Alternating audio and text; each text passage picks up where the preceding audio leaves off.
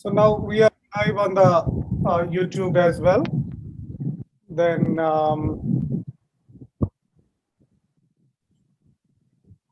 I welcome all the speakers once again, and myself, I am Ram Mahiri. Hope you are able to hear me. And we are celebrating Dr. APJ Abdul Kalam's 90th birth anniversary. As part of this, we are having an aim to impact about 300 million people across the globe. And by empowering sustainability uh, of these 300 million people across the globe, by taking the support from all of the global speakers like you, and who are really assisting on the global SDG side as a global SDG warriors. So I now uh, introduce our founder and chairman, Dr. Hari Ippanapalli, his message from USA, and give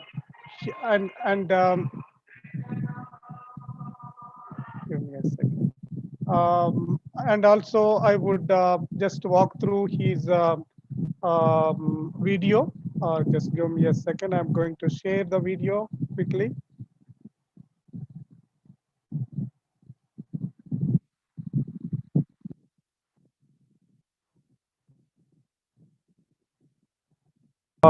Video. Just give me a second. I'm going to share the video quickly.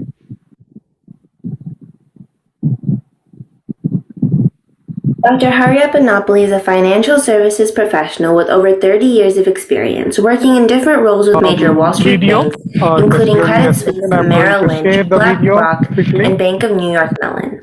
He is a visionary entrepreneur, investor, keynote speaker, mentor, Dr. Hari Ippanapalli is a financial services professional with over 30 years of experience, working in different roles with major Wall Street chairman of CIC Credit Suisse, Merrill Lynch, BlackRock, and co-founder of the GITA Fund. He is a visionary founding board member and vice president of financial Dr. Hari Ippanapalli is a New York-based think tank organization. Dr. Hari is working on different chairman of Wall Street chairman of CIC, which was founded with the inspiration of Dr. APJ and co-founder of the G11 president. He is a visionary founding board member to provide affordable quality education, preserve and protect the planet for future generations, and develop spiritual women to establish peace and Dr. Hari Ippanapalli is B.Tech of Mechanical Engineering from JNT Masters in Computer Science from New Jersey Institute of Technology, and completed an executive program in General Mental Health from Massachusetts Institute of Technology. Dr. Hari, I would now like to welcome Dr. Hari Ippanapalli, the chairman of the Lead India Foundation, Masters in Computer Science from New Jersey Institute of Technology, and completed an executive program in General Mental Health. And good evening to all the global participants, SDG warriors, and eminent speakers from various governments, NGOs, civil societies, academic institutions, and my dear students. Lead India greetings and a warm welcome to all of you to this August gathering. Thank you for joining this global webinar on empowering sustainability of healthcare, education, environment, agriculture, and peace and harmony, organized by Lead India Foundation USA on the occasion of Bharat Ratna Dr. APJ Abdul Kalam's 90th birth anniversary. Dr. Kalam was born on October 15th, 90 years ago on this planet in a small fisherman village called Rameshwaram in South India. He started his schooling as a paper boy, became an aeronautical engineer, a rocket scientist, a missile scientist, and received the highest civilian honor called Bharat Ratna from the Government of India for his selfless and dedicated contributions to the nation. Finally, he became the 11th President of India on July 25th in 2003. He had a stellar career. This legend, who was larger-than-life figure, became a signature for his simplicity and humility. He was popularly known as the People's President. Dr. Kalam continued to serve even after his presidency and mentored millions of youth around the world, including me. His dream was to teach until his last breath. On July 27th in 2015, while addressing the IIM Shillong students on the topic of creating a livable planet Earth, he suddenly collapsed on the stage and left this planet after orbiting around the sun for 83 times and finally entered God's synchronous orbit. I'm very proud to have associated with Dr. Kalam and the Lead India movement he initiated to transform youth into responsible citizens and engage them in developing the nation. Lead India Foundation, also known as Lead Foundation Global, is the brainchild of Dr. Kalam's Vision 2020, founded with a mission to provide affordable quality healthcare, affordable quality education, preserve and protect this planet for future generations, and finally develop spiritual families to establish peace and harmony in this society. Friends, the COVID-19 pandemic has impacted so far over 240 million people and resulted in close to 5 million deaths globally, and disrupted the healthcare, education, economy, and employment due to restricted mobility. UNESCO estimated over 1.5 billion students are impacted because of COVID. The projected cost of COVID-19 estimated to be $82 trillion over the next 5 years. 2 out of every 5 jobs lost may not come back. There will be reduced liquidity in the market that will increase the borrowing cost. Inequality gap in the society may lead into political unrest. The pandemic has created an opportunity as well as an undeniable challenge. This may require partnerships between institutions of developed and developing countries to share knowledge and resources to upskill and reskill displaced people with employable skills. Lead India Foundation has been hosting a series of webinars on the impact of COVID-19 to instill hope and encourage people to be safe and be positive about their future. We are partnering with synergistic organizations to train people with employable skills with Industry 4.0 technologies. Friends, now let me bring your attention to the main topic of this webinar, empowering sustainability. The United Nations was set up after World War II on October 24, 1945. They just celebrated its 75th anniversary last year. In 2007, UN launched 8 Millennium Development Goals to eradicate extreme poverty and hunger, to achieve universal primary education, promote gender equality and empower women, reduce child mortality, improve maternal health, combat HIV, AIDS, and malaria and other diseases, ensure environmental sustainability, and to develop a global partnership for development, but could not truly achieve these goals. Again, in 2016, UN launched 17 Sustainable Development Goals, popularly known as SDGs. Let me share a few relevant for this webinar. No poverty, good health and well-being, quality education, gender equality, clean water and sanitation, affordable and clean energy, reduced inequality, sustainable cities and communities, climate action, peace and justice for strong institutions, partnerships to achieve the development goals. Achieving the SDGs by 2030 requires $5 to $7 trillion in annual investment from the member nations. Due to COVID-19, most of the countries depleted their funds to handle the pandemic and cannot afford to contribute for the SDGs. In spite of all the efforts made by the United Nations, so far, we still have 1.3 billion people live in multidimensional poverty. Over 700 million people still live in extreme poverty. More than 1.6 billion people live in fragile settings for basic healthcare services. This is a significant challenge to global health, and COVID exposed it all. More than 1 of every 3 women have experienced either physical or sexual violence at some point in their life. Over 100 million youth worldwide lack basic literacy skills, and more than 60% of them are women. Water stress affects more than 2 billion people. 2 billion workers were in informal employment, accounting for 61% of the world's workforce. To limit climate global warming to 1.5 degrees centigrade, the net CO2 emissions must drop by 45% by 2030 and reach net zero by 2050. Sea levels have risen by about 8 inches since 1880 and are projected to rise another 1 to 4 feet by 2100. Over 1 billion people are legally invisible because they cannot prove who they are. This includes an estimated 625 million children under 14 whose births were never registered.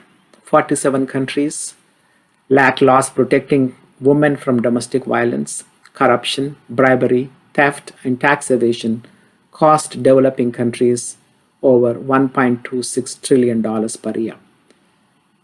Achieving the SDGs by 2030 requires partnerships of governments, private sector, and civil societies, and also citizens alike.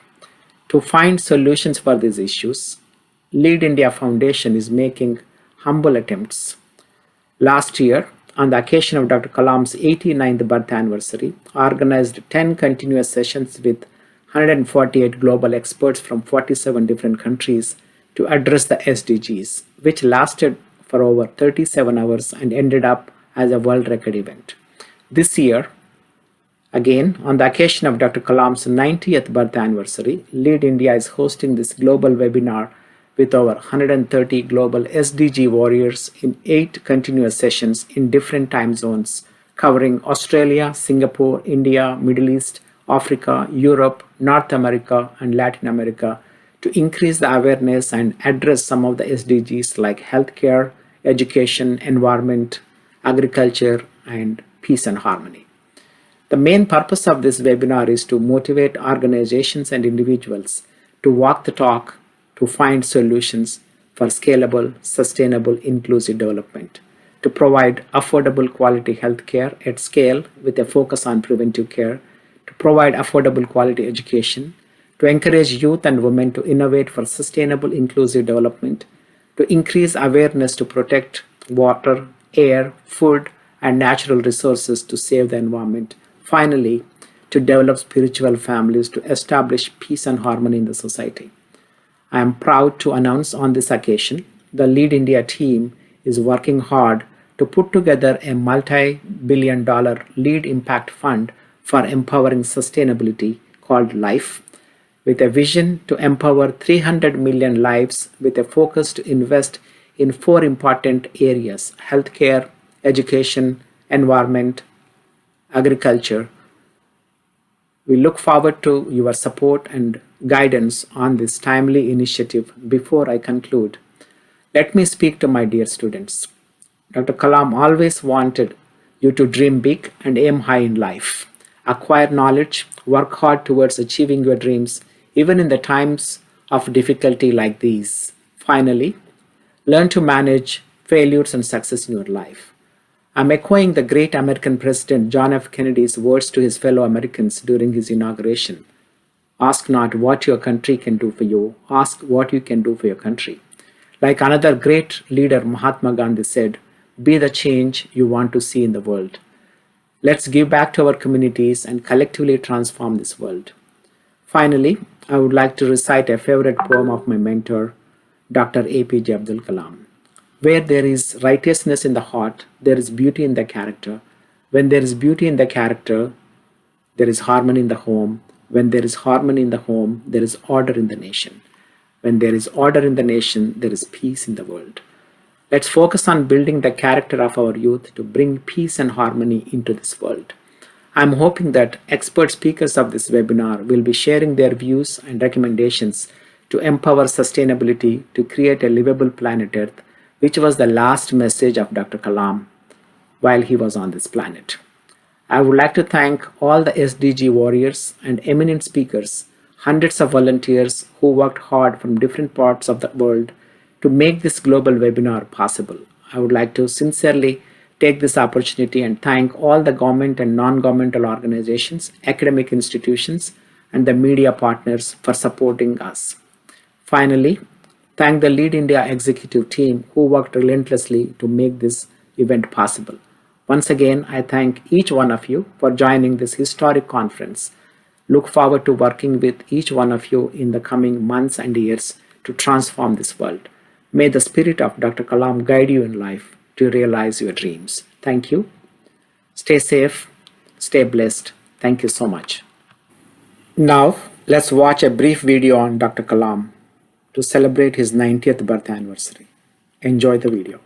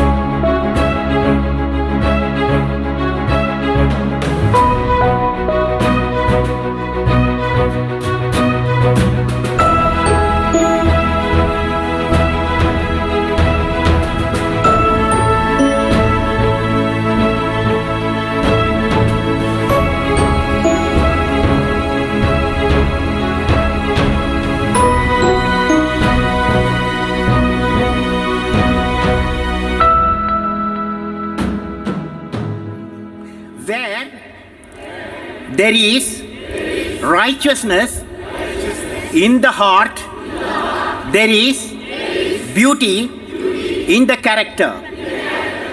When there is beauty in the character, there is harmony in the home. When there is harmony in the home, there is order in the nation. When there is order in the nation, there is peace in the world.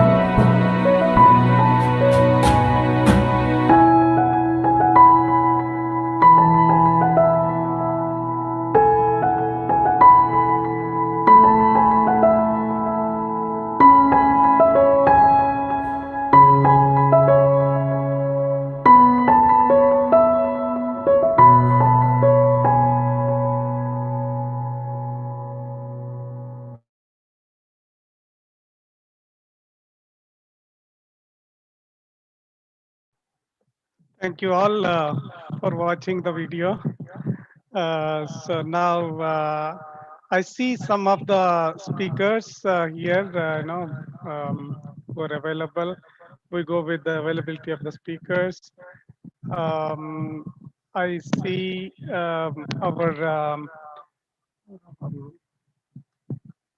Sushila, please read out the bio of the available speaker we have now.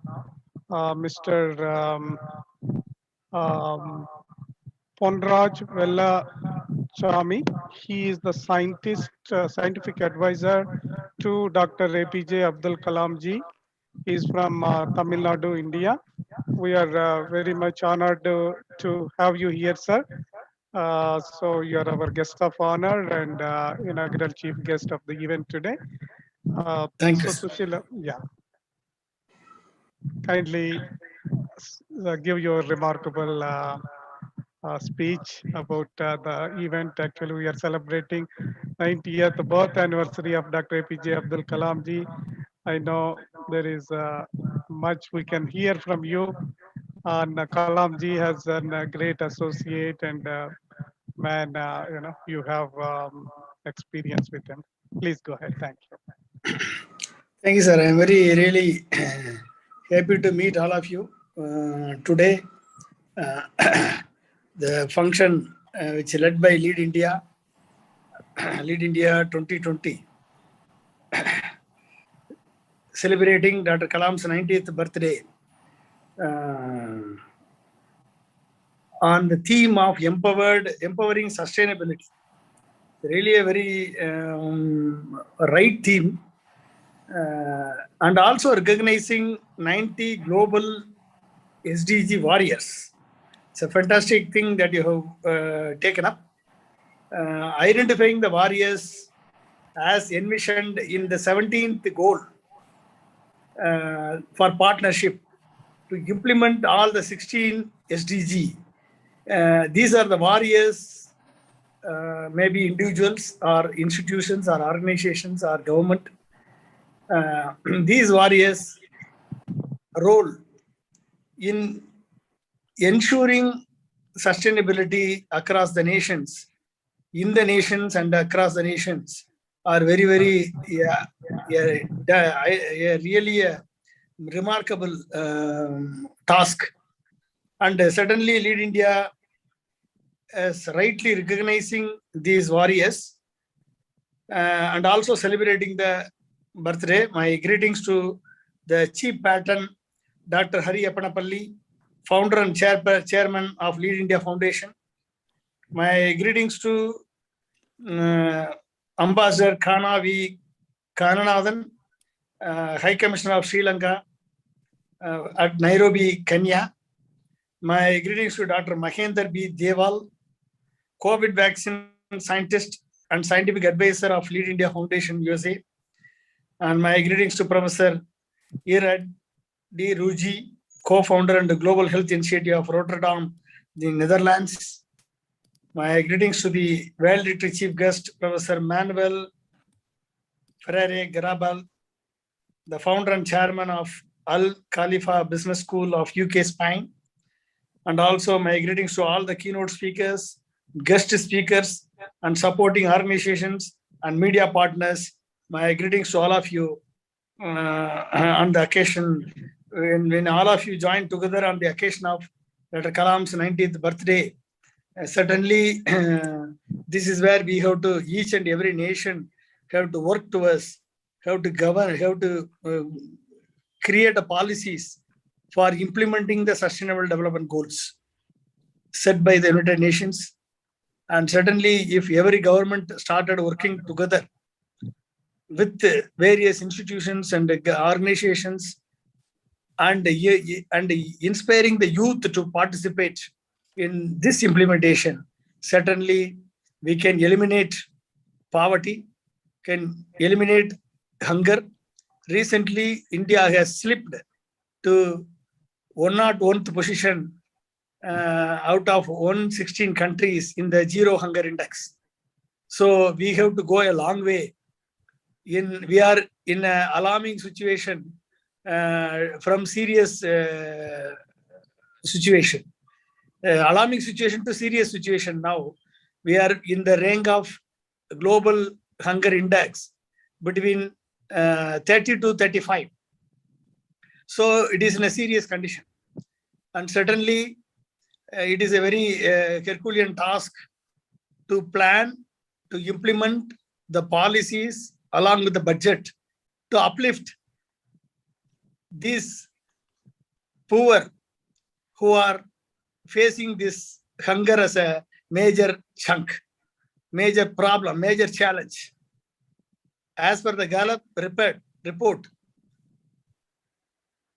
out of 4%, 1.5% in the village, in the rural area, are having only one-time food.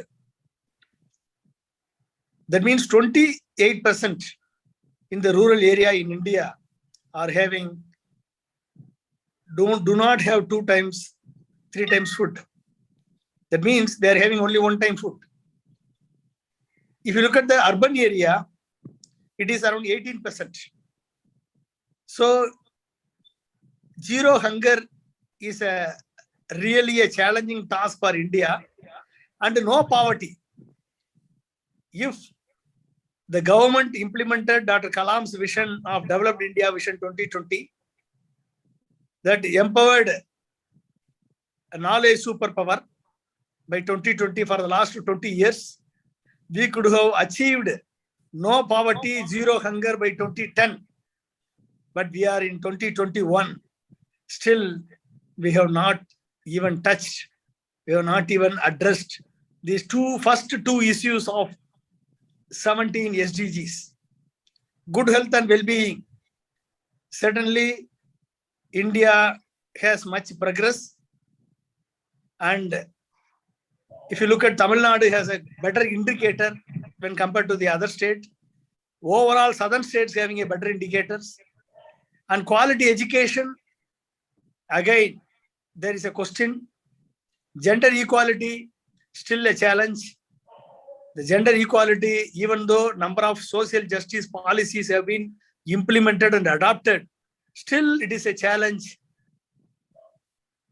of implementing the social justice to attain the gender equity. Clean water and sanitation still is a Jal Jeevan mission launched by Government of India. Is one of the major mission which is targeting to provide a clean tap water, a safe drinking water facility to each and every household, which is progressing, but still we have not achieved it. Affordable and clean energy. This is a major problem in India. We have achieved clean energy. We have achieved our target of solar energy. Target by 2020, we should have achieved the target of 20,000 megawatt. But Government of India has achieved 45,000 megawatt in generating the solar energy. That means we achieved the target, but at what cost? Just importing by paying 75,000 crore. That means it is around $10 billion. So, if you look at our coal position, providing clean energy, affordable and clean energy, today India is facing a severe coal crisis. Our requirement is 1,000 million tons. Our generation capacity is 750 million tons. But we still import 250 million tons. Today, due to the global issue, per ton, $240 per ton, it is 3 times of the normal rate. $80 per ton it was the original rate, but today it was $240 per ton. That means we are facing a challenging crisis. We generate 52% of power from coal. That means our dependence on fossil fuel is around 75%. We have achieved 25% renewable energy. Our target is to reduce the dependence of the fossil fuel to less than 50% and increase the renewable energy target to greater than 50%, which we never achieved. We are spending around more than 1,50,000 crore for coal import, 75,000 crore for solar energy import. These are the challenge. And 7 lakh crore for importing petrol and diesel. But Dr. Kalam has given a vision called Energy Independence Vision 2030. If the Government of India adopted Dr. Kalam's vision of implementing the energy independence by 2030, we could have saved this 10 lakh crore. At least 50% we would have saved, which we would have diverted for the developmental activity. That means our target of bringing ethanol to 20% by 2020 and 50% by 2030 and 100% by 2050, we have achieved only 7% of ethanol blending by 2021. India could have been a biodiesel hub by generating 60 million tons of biodiesel, which has the potential. In 2005, Dr. Kalam, we all joined together and evolved a policy, biofuel policy, 60 million tons of the biofuel which would have been generated. Today, 1,70,000 flights are flying with 40 to 50% of the filling the biofuel, jet fuel. But India has missed that opportunity. We are yet to catch up that later. So our target is very clear. When Dr. Kalam has given the plan of action, at that time there was no sustainable development goals. There was, in 2004, it was only Millennium Development Goals. Later, it was converted into Sustainable Development Goals. But when we envisioned Developed India Vision 2020, he has brought all these aspects into that developmental vision. So, certainly Dr. Kalam's vision for India is the last hope today to catch up, to design an inclusive policy for sustainable development. There are two forces are there. One force is nuclear fission. Another force is nuclear fusion. Nuclear fission is splitting the atoms, which you can generate atom bombs or you can generate atomic energy. But nuclear fusion is the force which is used by sun, which is merging the bonds, merging the particles, or bonding the particles. By bonding the particles, you can generate more energy than splitting the atoms. So it is right time for India to introspect, to rethink and design an inclusive policy for sustainable development to attain all these goals. And at the same time, instead of dividing the people in the name of the caste, religion, race, and language, we have to unite the people by their core competence, by their knowledge, by their skills. Then certainly the vision of Dr. Kalam will get realized. And I hope this conference, by celebrating the success of the 90 warriors of sustainable development goals, will become an eye-opener for our rulers, government officials, and the policy makers to evolve a plan of action to implement the sustainable development goals and to ensure that India will become a knowledge superpower in another 20 years at least by now. For that, Dr. Kalam's vision is the only hope. I wish all the success of this conference and this function. My greetings to all the 90 SDG warriors, and I wish Lead India and all the participants, distinguished guests, invited speakers, keynote speakers, my greetings to all of you. I wish you all success. Thank you. Thank you so much, Dr. Panraj, for joining us in spite of your busy schedule today. And you are the very close person to Dr. Kalam. You have worked with him and you defined all these goals for India to become a developed nation by 2020. Unfortunately, his second term as president did not materialize because of various political equations. But India would have been in a different scale if he was the second term president to implement the Vision 2020 in its true sense. Unfortunately, we were behind by 10 years because he was not the second term president.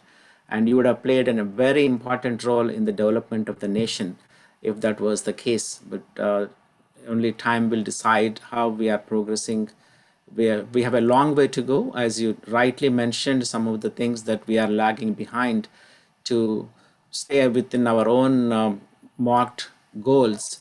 And people like you should come back and continue to advise the government of India to achieve these goals so that we stay ahead of the curve. And this is truly an opportunity time for us. COVID gave this opportunity again, India to become a leader, but we have to be very, very vigilant about what our priorities are and how do we take action to implement those priorities.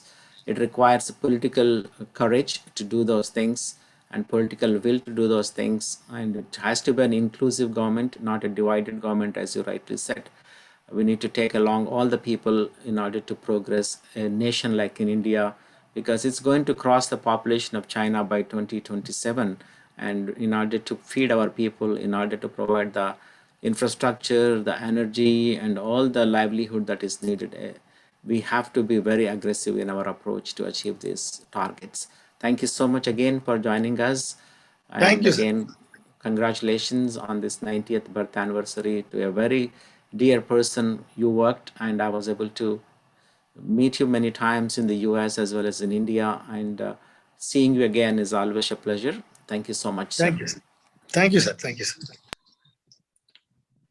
May I now introduce the next speaker, Adedi Ruji. Adedi Ruji, he's a co-founder and a co-creator of the Global Health Initiative, which has been erected to support governments and citizens in the post-pandemic era with the new knowledge. The new knowledge will be developed in the next years by taking another perspective on health, the proactive perspective. The research goal is to learn about healthy communities, creating healthy wealth. This with local youth and young professionals being the end users of the future as thought creators. Previously, Ed was within the Dutch Ministry of Infrastructure and Water Management, the creator, and for more than 10 years, the director of the Department of Innovation and Co-Creation. This department introduced a breakthrough approach for complex and sustainable projects, positioning the end users as driving force, thereby successfully creating a bridge between government and citizens in public decision making. AD has led and assisted the application of the approach in numerous national infrastructural and spatial projects. On this topic, he has co-written and published several articles and books. I now welcome Adedi Ruji. Hope I'm pronouncing correct your name. Sorry if I don't. Thank you very much, and I now welcome you, sir. Thank you very much for this very kind introduction. The name is almost pronounced right, so I respect that very much.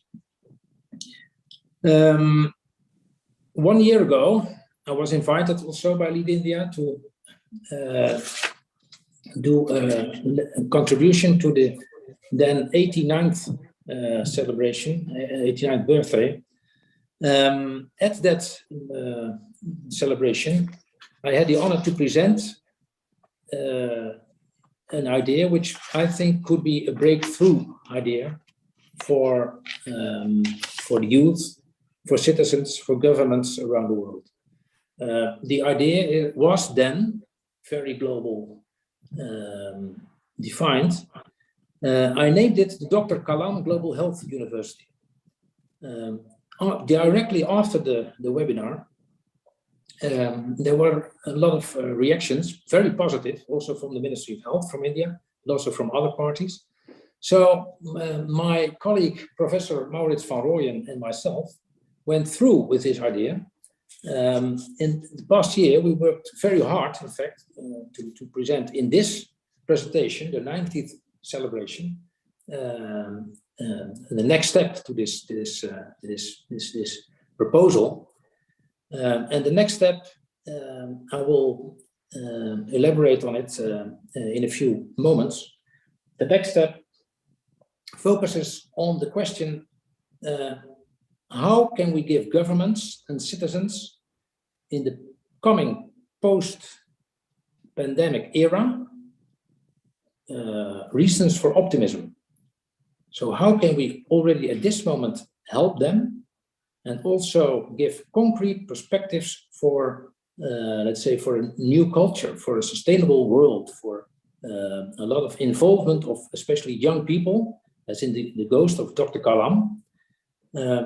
How could we realize this interesting and very challenging goal and question? Well, my proposal is the following. The proposal is to start in the next year with really the erection of a Dr. Kalam Global Health University in India. And we invite the government of India to cooperate with us and also with Lead India, who have been working together with us very hard on this proposal, to make this concrete. The location in India still has to be decided, but the knowledge basis for this university is already there. So we don't have to start from scratch. We have a new perspective on science, which is multidisciplinary. And this new perspective begins with another perspective on health itself. That is the proactive perspective. So before people are ill, what is the situation then? How can we optimize this situation of still resilience and health on the level of communities and individuals? And the second one, second item we bring in this new knowledge, the second concept of multidisciplinary science, is that we look at a completely new relation to the city and the surrounding. Where in the old city planning, the surrounding was exhausted by the city, we see that, have seen that in the past decades or even ages, centuries, in the whole world, both in the West, the East, the South, everywhere. Now we need another concept, and this concept we have described, and this concept is, we call this the concept, the healthy communities and healthy wealth. Wealth not only meaning earning money, but also prosperous communities, healthy and happy people. Wealth in the sense also that nature in the surrounding is not exploited, but is improved, is a value which is there for the next generations. So we need, on a very concrete scale, prototypes around the world to demonstrate this knowledge, and youth should be in those prototypes at the front to the knowledge creation. Because as you heard in the introduction, the position of youth is crucial. We don't want to build on the old science. No, we want to create new science, and therefore we need young people to give us, older people too, their ideas of the goals and values and actions, etc., which are needed. So youth is not a party or a factor on the end of the line. No, we put it completely in front in the prototype development. What will happen then in those prototypes is that the surrounding and the city will increase each other. So we come, instead of a circle down, we create a circle up, in which the economy of the local economy is not drawn empty by large multinationals, but is coming for the good of the local community itself. So this should be the basis of this new knowledge. How can we realize that? You might wonder, because this is more or less a very idealistic story. We can realize it also already starting next year.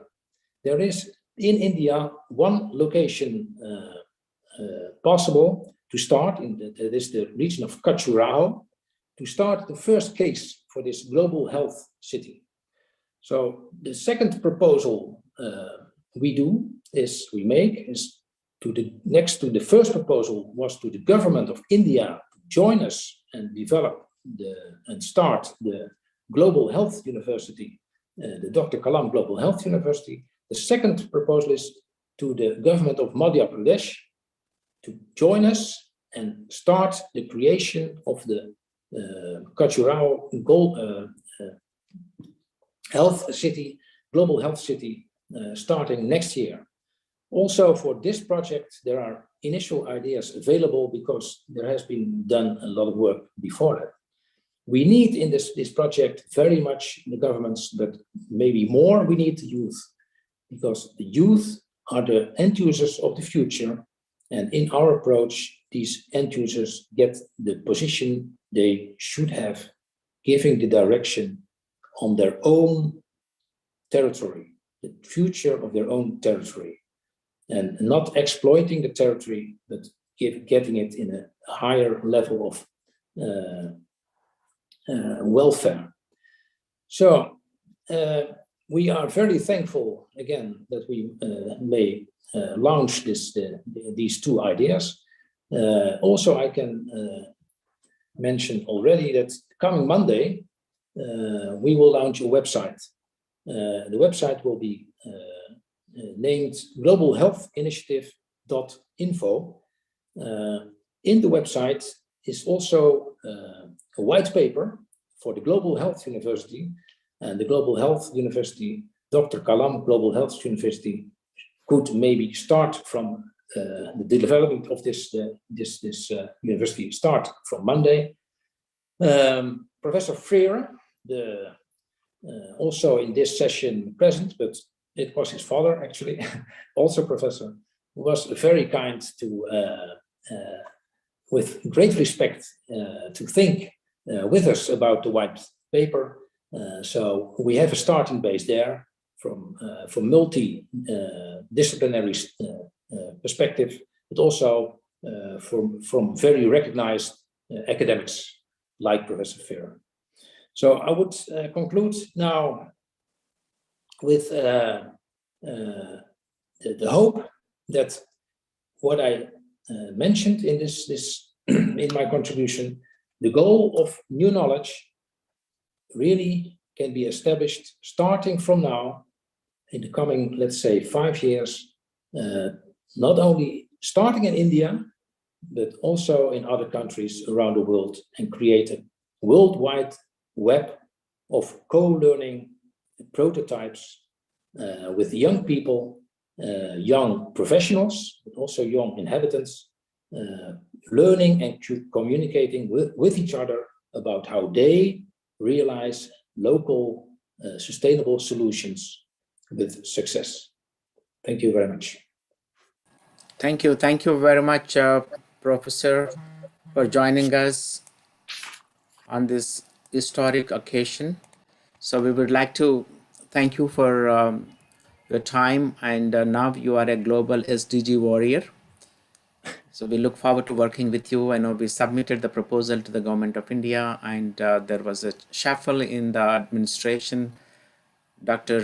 Harshavardhan now is no longer the health minister. Now we need to follow the protocol with the new health minister, which we already initiated the task to one of our Lead India representative in New Delhi to look into it. And meanwhile, we are also looking into arranging the funds for initiating the proposal that you have sent already.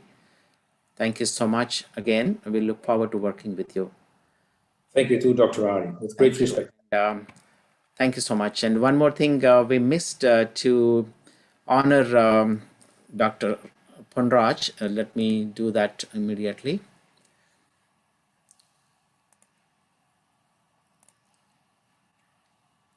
Give me 1 second.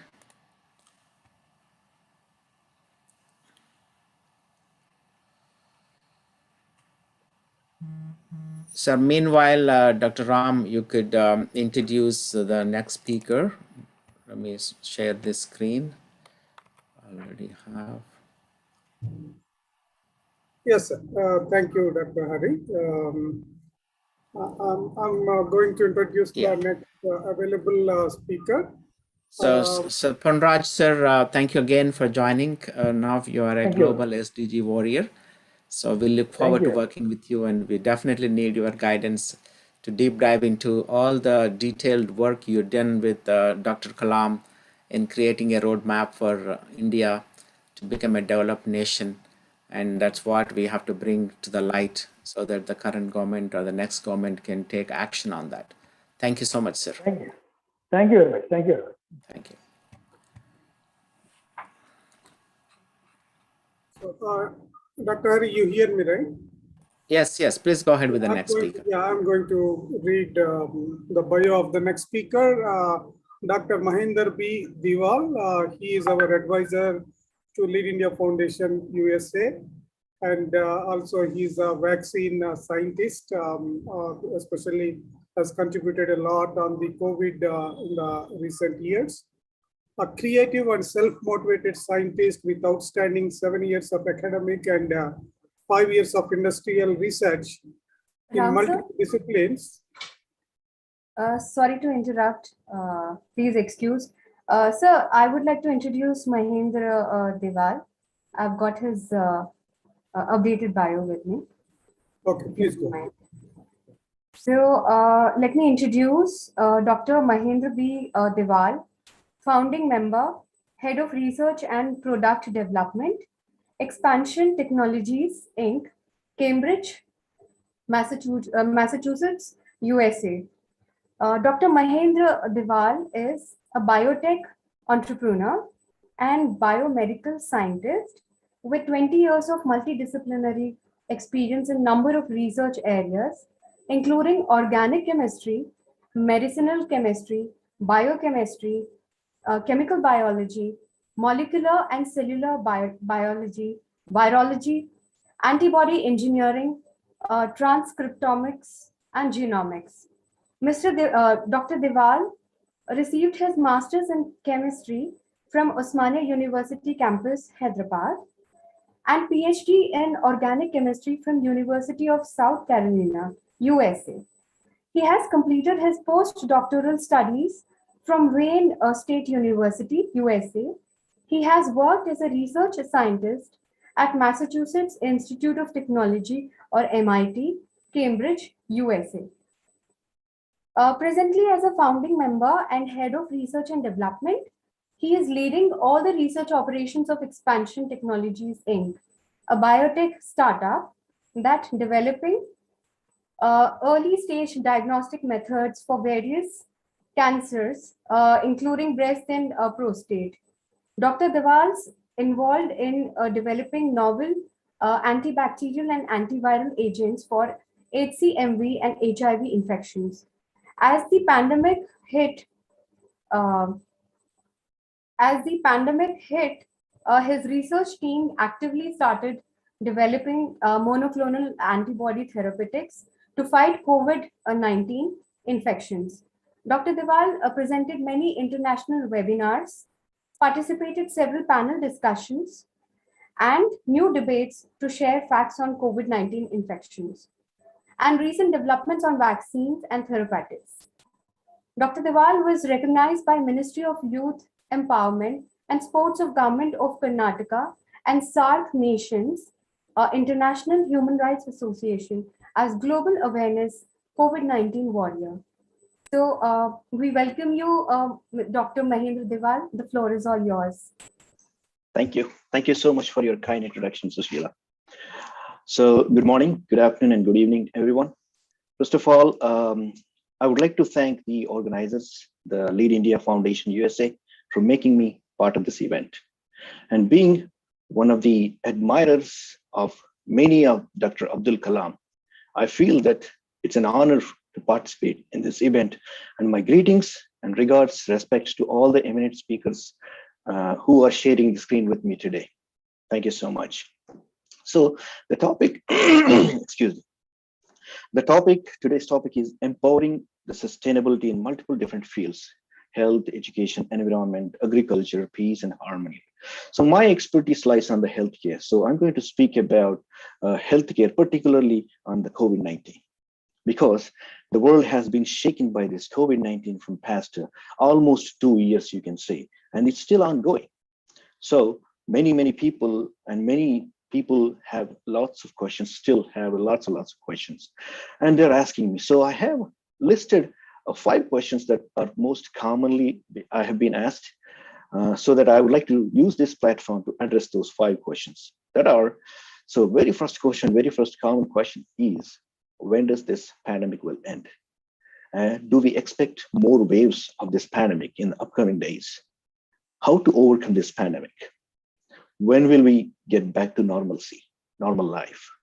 What kind of options do we still have to fight with this COVID-19 in upcoming days? So these are the common questions lots of people are asking me. So the first question is, when does this pandemic will end? So the answer to this question is, the faster the vaccination process is going on, the faster we can vaccinate the whole world, the quicker we can end this pandemic. As of today, approximately 48% of the world's population was vaccinated with at least 1 dose. We need around 75 to 80% of the population to be vaccinated, fully vaccinated, to overcome this pandemic. So hopefully the vaccines were discovered about a year ago, and within a year, we are moving with a rapid pace. 48%, it's a very good progress. So I'm hoping for another year, by next year ending, so we're going to reach our goal, which is about 70 to 80% of the fully vaccination of the world's population. And if you look at some statistics, approximately around 320 potential vaccine candidates are under development, and according to World Health Organization, and 126 of them are in the clinical trials, various stages of the clinical trials, and 194 of them out of the 320 are in preclinical stage. So as of today, approximately 14 different vaccine candidates are authorized in various parts of the world, in various different countries for emergency use, and 8 of them are fully approved, including one of them is Pfizer-BioNTech vaccine, which is called Comirnaty. That is one of the first developed vaccines. So the second question, to answer the second question, which is, do we expect more waves of this pandemic in upcoming days? Because the world has seen already a couple of devastating waves. Some countries experienced 2 waves, some countries experienced 3 waves, some of them are 4 waves, and you know, they were being very devastating. So to answer this question, yes, there is a possibility of coming another wave. Because usually the pandemics end with multiple waves. But the good news is, even though there is another wave coming, the death rate is going to be very low. And it's not going to be as devastating as the previous waves, because we have now the vaccines are, we have discovered the vaccines, and then which are being distributed globally. The second thing is the therapies also to fight with this COVID-19 infections, and that are also available compared to a year ago. So far, there's only one therapy, which is a remdesivir, has been approved to treat the COVID-19 infections, but there are 2 more therapies are in late stage clinical trials. One of them is called molnupiravir. This was developed together by Merck and Ridgeback Biotherapeutics. Actually, this was originally developed by Emory University. This was also called EIDD 2801. This molecule is in the late stage, phase 2-3 clinical trials, and actually they have got some very good data. And the FDA advisory committee is meeting on November 30th to discuss the possibilities of authorizing this therapy as an emergency use. And major advantage of this molnupiravir compared to the remdesivir is, this is an oral pill. You don't have, because the remdesivir is only be given as an injection, but molnupiravir is an oral pill, and it is easy to make, so that the expense it's going to be inexpensive. There are these 2 major advantages to the molnupiravir. Also, another therapy which is developed by Pfizer is a combination therapy. So the Pfizer came up with a new molecule. It doesn't have a name, but there is a code which is called PF07321332, and together with another medication, HIV treatment, which is called ritonavir, together the combination therapy. These 2 are the protease inhibitors. the enzyme that helps the virus to infect the cell. So this is also in a late stage phase 2-3 clinical trials, hoping that next couple of months we will have these additional drugs also available to treat with the COVID-19 infections. So, but I'm very optimistic and fingers crossed for the molnupiravir on November 30, which could be approved as an emergency use treatment for the COVID-19 infections. The other 3 questions: how to overcome this pandemic, when will we get back to our normal lifestyle, what kind of options do we have? So the first thing is vaccination. So we need to encourage the vaccinations, increase the vaccination, and encourage the people, educate and encourage the people, and to the how the importance of the vaccination and the use of the vaccines. And second thing is following the CDC guidelines. And so my recommendation is the mask. Mask always protects from any type of infection. So at least 1 more year, we have to continue to use mask wherever we are going to this strange places, places where a group of strangers there. So mask is going to protect you from the infections from others and protects others from if you have the infection. So that is another important thing. The other thing is using the sanitizer and maintaining the social distancing. So the fourth one is avoiding the social gatherings, which used to be last year much more prominent, but we can loosen it a little bit. You can still participate in a gathering if you are fully vaccinated, number 1. And if you are still vaccinated, I would recommend you to use the mask when you're going to a social gathering. Having said that, thank you so much for the organizers again for making me part of this event. Thank you. Thank you so much.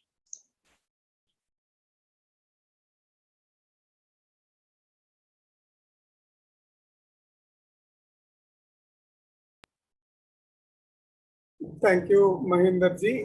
This is an honor. We are proud you are a global SDG warrior, and we look forward to working with you. Thank you very much once again. Thank you so much. It's my pleasure. Thank you, Dr. Deval. You've been instrumental in really and sharing the knowledge to the people, and probably you saved many lives already. And I appreciate you being our advisor for the last several months, and look forward to working with you. Thank you so much.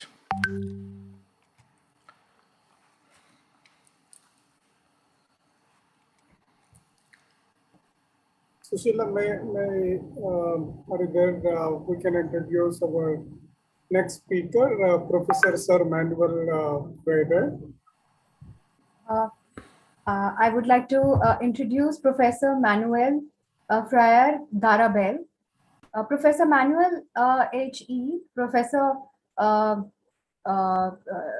Manuel Freire Garabel Nunes, HOKC, LLB, MBA, PhDH, FRAS, FRSA, FRAI, MRSAI, Santiago de Compostela, 1995, is a Spanish lawyer, diplomat, and journalist.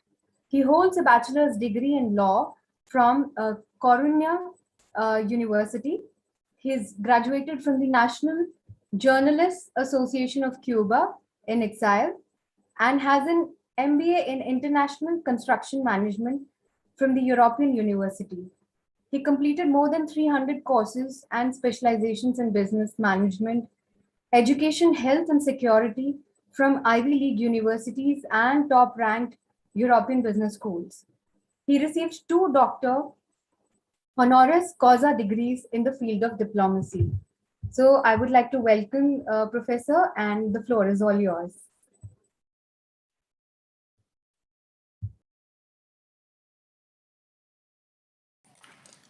Professor Manuel, please unmute. Please unmute. Okay. Esteemed colleagues around the world, I'm honored one more time to work on the mission of Dr. Kalam, thanks to the invitation of my good friends, Dr. Hari Panapali and Dr. Ram Aruri. Talking in the name of the education, today is the day we should work on the future, And the most important thing to do that is defining the good governance. Good governance is one of the central issues determining how the new leaders and individuals' necessities should be defined. Good governance has been at the core of the discussion of legitimize the African continent's improvement delay.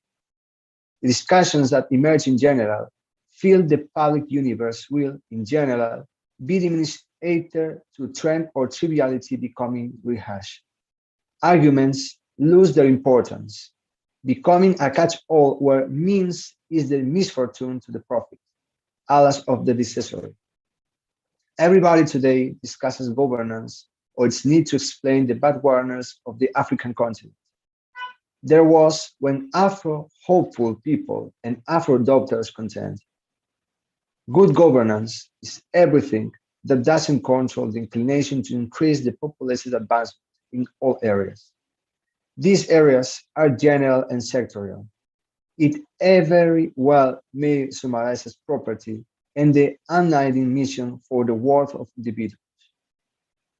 They influence well-being, training, the improvement of young individuals and ladies, support it through acknowledging and backing individuals with inabilities, basic infrastructure, finance, assets and use, balanced family, public and local.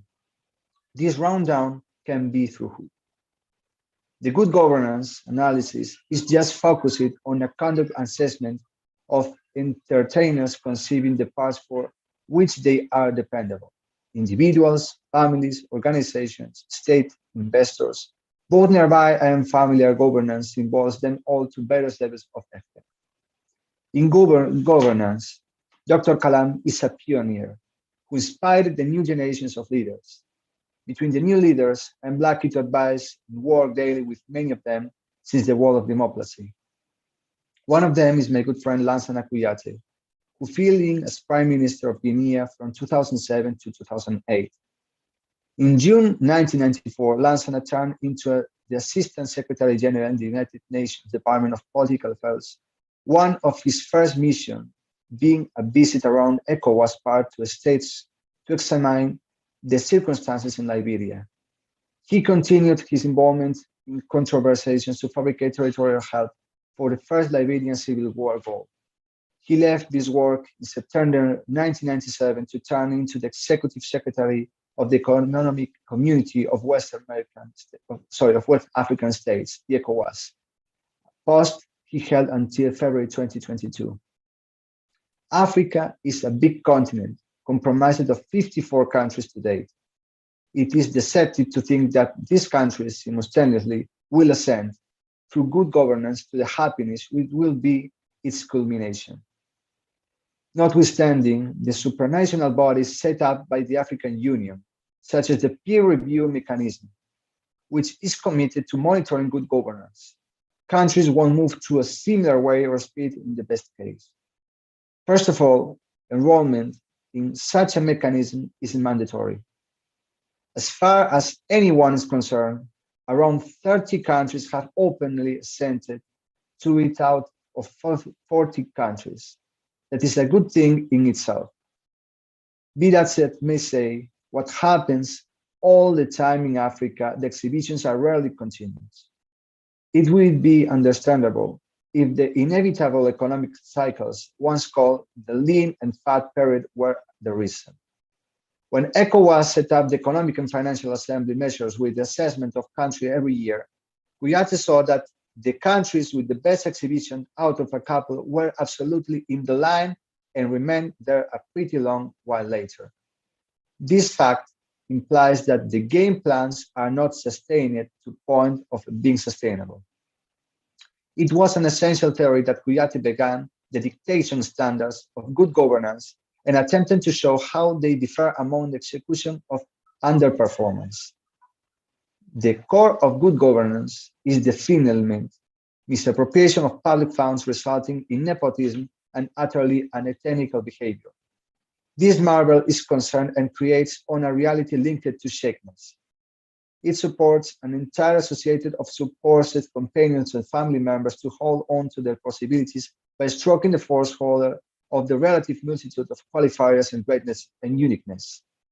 As Kuyate says, a little penny that is stolen, it's a penny that neglects to found a clinic, emergency clinic, or school. Eventually, defilement is a plague on the continent. It won't be an issue of just denouncing this scourge. It will be an issue of giving to the people who convey it in cardinal and practice of saying, of getting involved by the proper means in everything that can bring the populace the light on the unity of the necessary resources to stem the needness of which they are today casualties.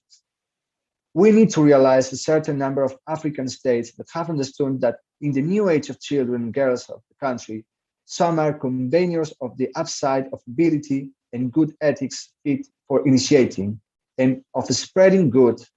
The encounters procure once inside, the government should be inserted every way under the sun. Without it insidiously, they will be hauled down, in other words, towards a talented routine that will be the burial chamber of their procured potential.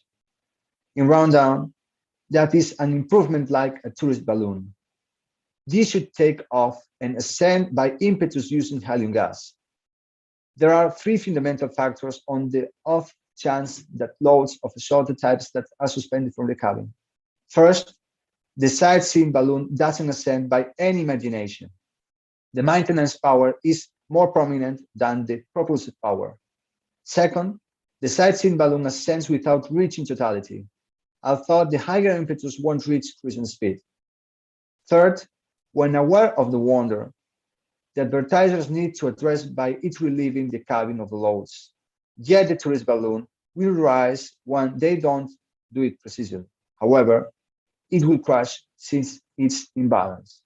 Finally, good idea, concordance between all internal and outer partners, and the robustness of political, economic, and social institutions appear to be the basis for every country to take off. All the time, it isn't financial implies that are lacking. It is a good plan and good lucidity on what Africa and all the world needs, and it's lacking. Thank you so much.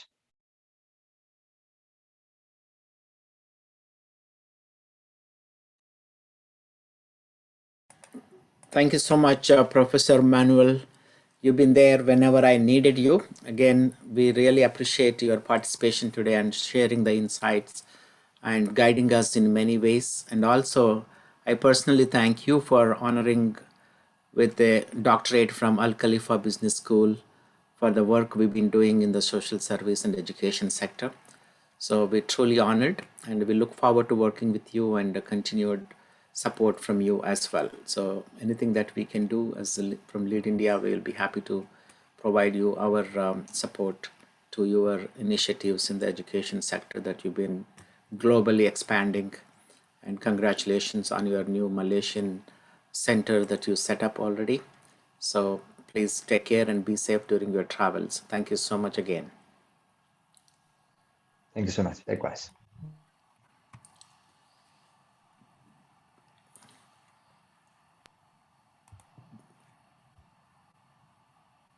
So Dr. Ram, Sushila, the next speaker, please.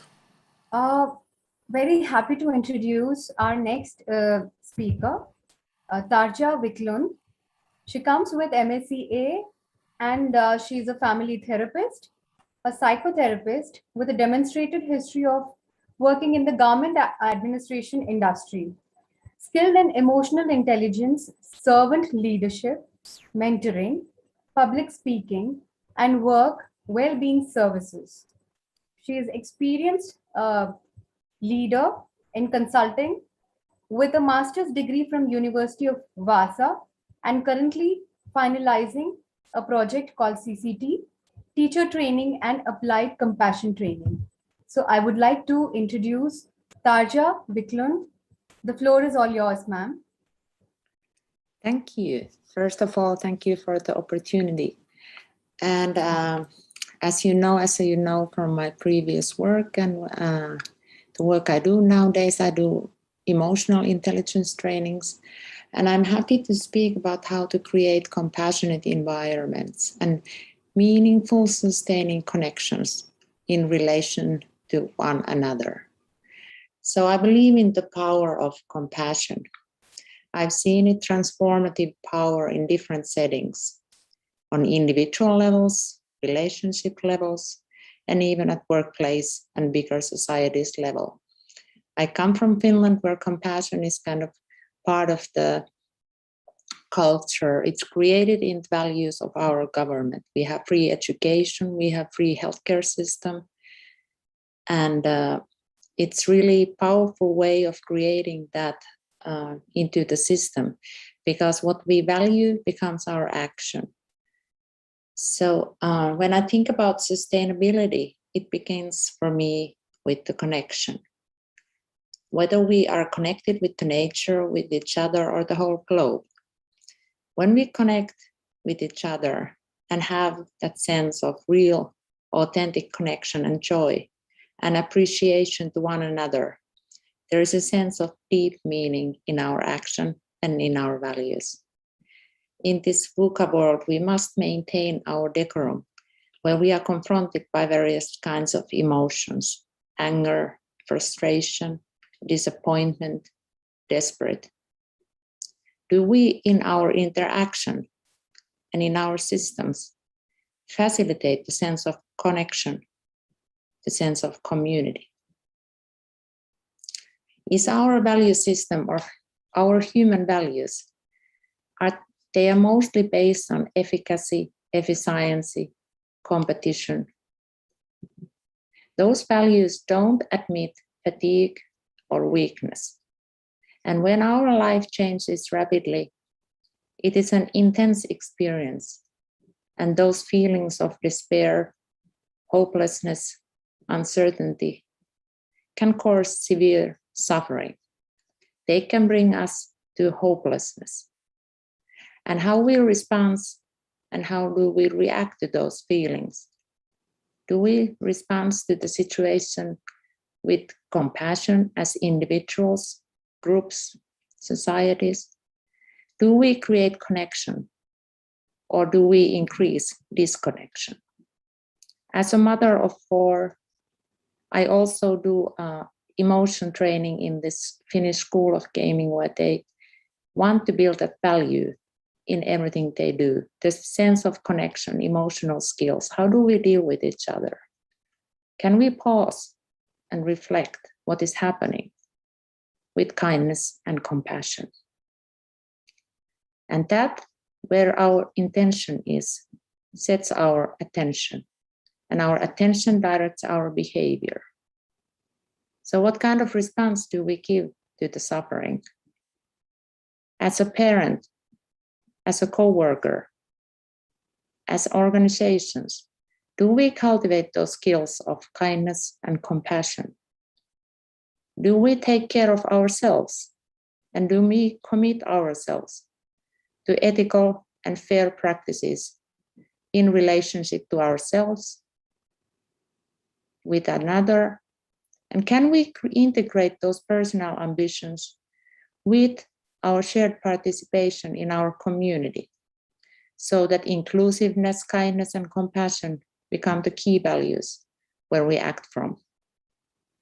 What we need at the moment is hope, trust, inclusion. We need to understand that the whole globe is in the same boat. And we need to commit ourselves to these values and take personal responsibility in our own action. Use the power of compassion against injustice. Act with the kind, compassionate intention. At the level of the societies, we need to create equity, shape our values, purposes, and create shared goals and community.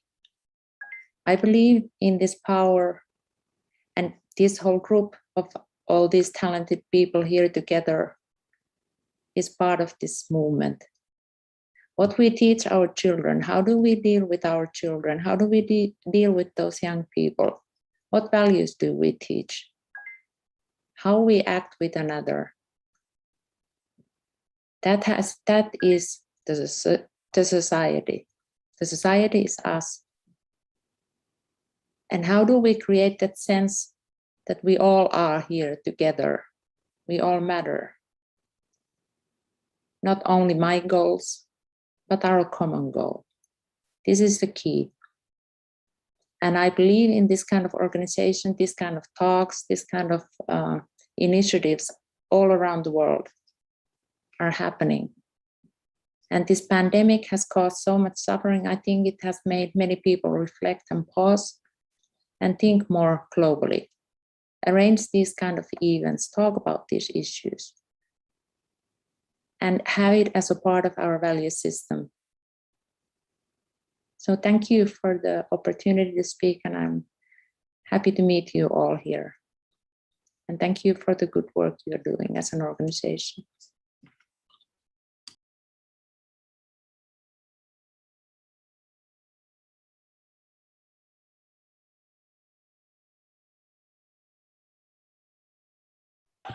Thank you, Tarja Vilkund. We really appreciate your valuable time.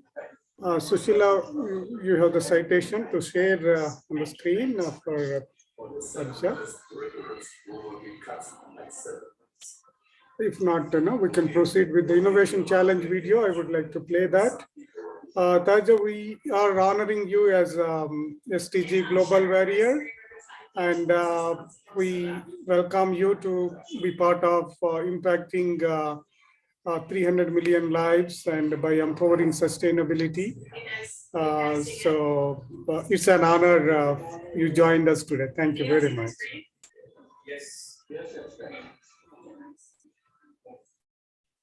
And I'm going to play the Innovation Challenge video. Just give me 1 second.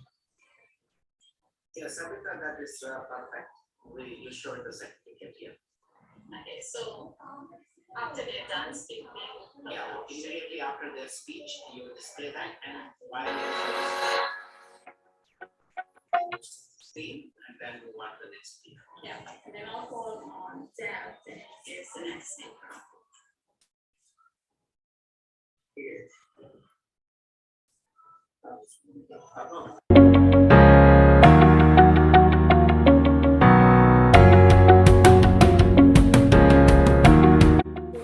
Hello, Jakob Fagland here. I'm here to tell you about micro-investing, an approach to end hunger for smallholders. Smallholders represent 7 out of 10 of the world's hungry and are just rarely getting a job outside their sector. There is profitable options though, although they are usually not very available for the smallholders.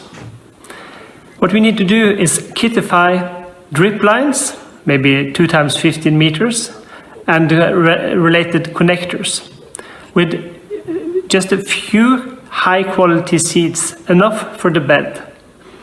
And the same, just a few 100 grams of water soluble fertilizer, enough for 3 months for 15 square meter. By doing that, you get an investment, maybe $7, maybe $10, and that investment will return 5 to 15 times the money back in just 3 months. You reinvest some and you do the same again and again. When you've done it 3 times, we see people often getting $10 a day. Going from $1 a day to $10 a day is going from the bottom billion to the upper half of the world's population from an income point of view. That is micro-investing. And I've been working on it together with a few other friends in Tanzania, Malawi, Zambia for the last 5 years. So to learn more, check out my TEDx. You find more on my LinkedIn profile. You can also go to Norwegian Church Aid, who is the NGO who's involved in this. And I hope that many more will get involved in making micro-investing available for poor people around the world. Hi, I'm Joseph Noll from the Basic Internet Foundation. Our goal is to connect the unconnected and give everyone free access to information, which should be a human right. We connect where nobody thinks that we are able to connect, in Tsilela, in Isasi. And we empower our communities to connect. Please listen to Catherine. Hey, Joseph. Hi. This is me with the team. This is Ben, the IT. And I'm Dr. Mkononi, the representative. We are here connecting the village of Kiparanganda. So yeah, behind us, I mean, is the antenna, I think. Yeah, it's very long, and but yeah, so far so good. The internet is very strong where we are, and yes, this is by the roadside. Yay, a very potential place. So yay. Basic internet. Thank you for connecting one more village. Peace.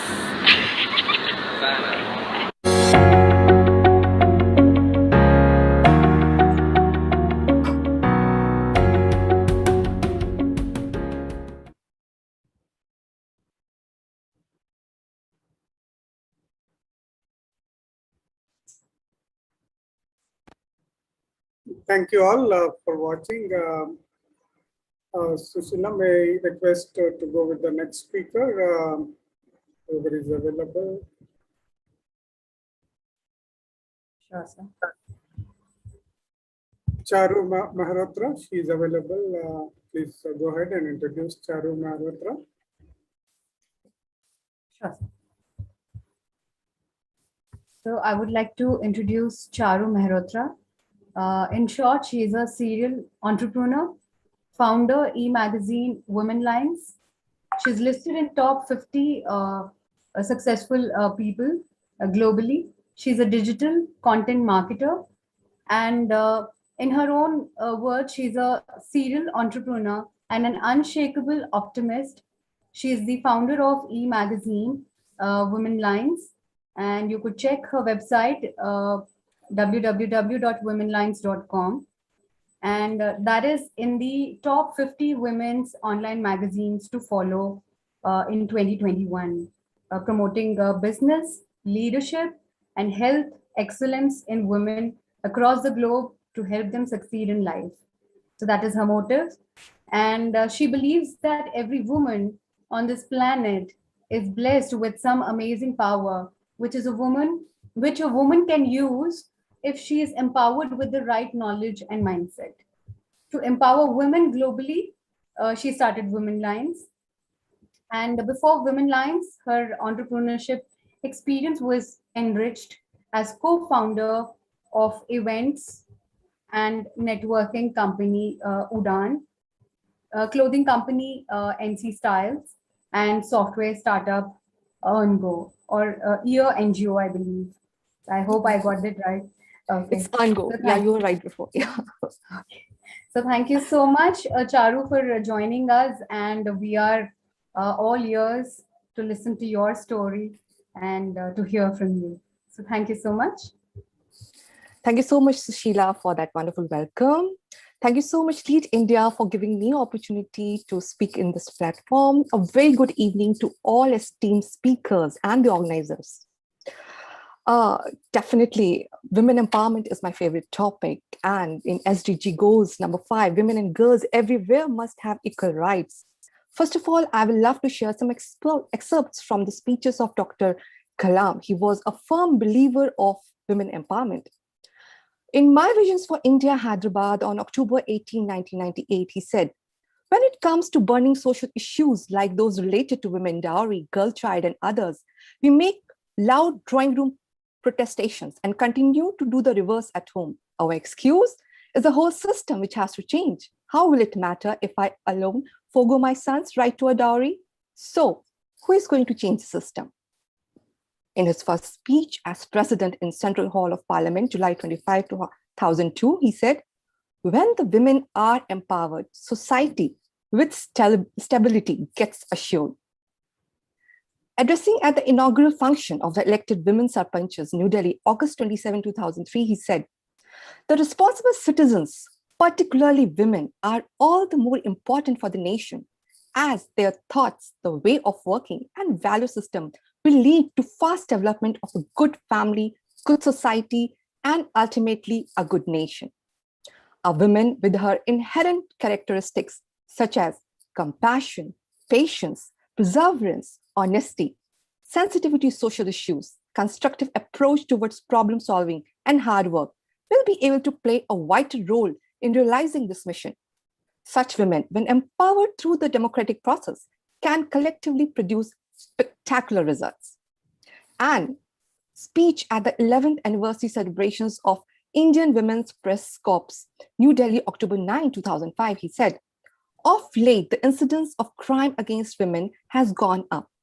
And the role of the journalists, particularly women journalists, has become quite crucial in such cases. Nobody can understand a woman's problem better than another woman. And therefore, the role of women journalists becomes all the more critical. Womankind, known for its innate humanness, sympathy, and compassion, is best suited to tackle all problems, particularly where there is so much emphasis on reformative approaches rather than retributive ones."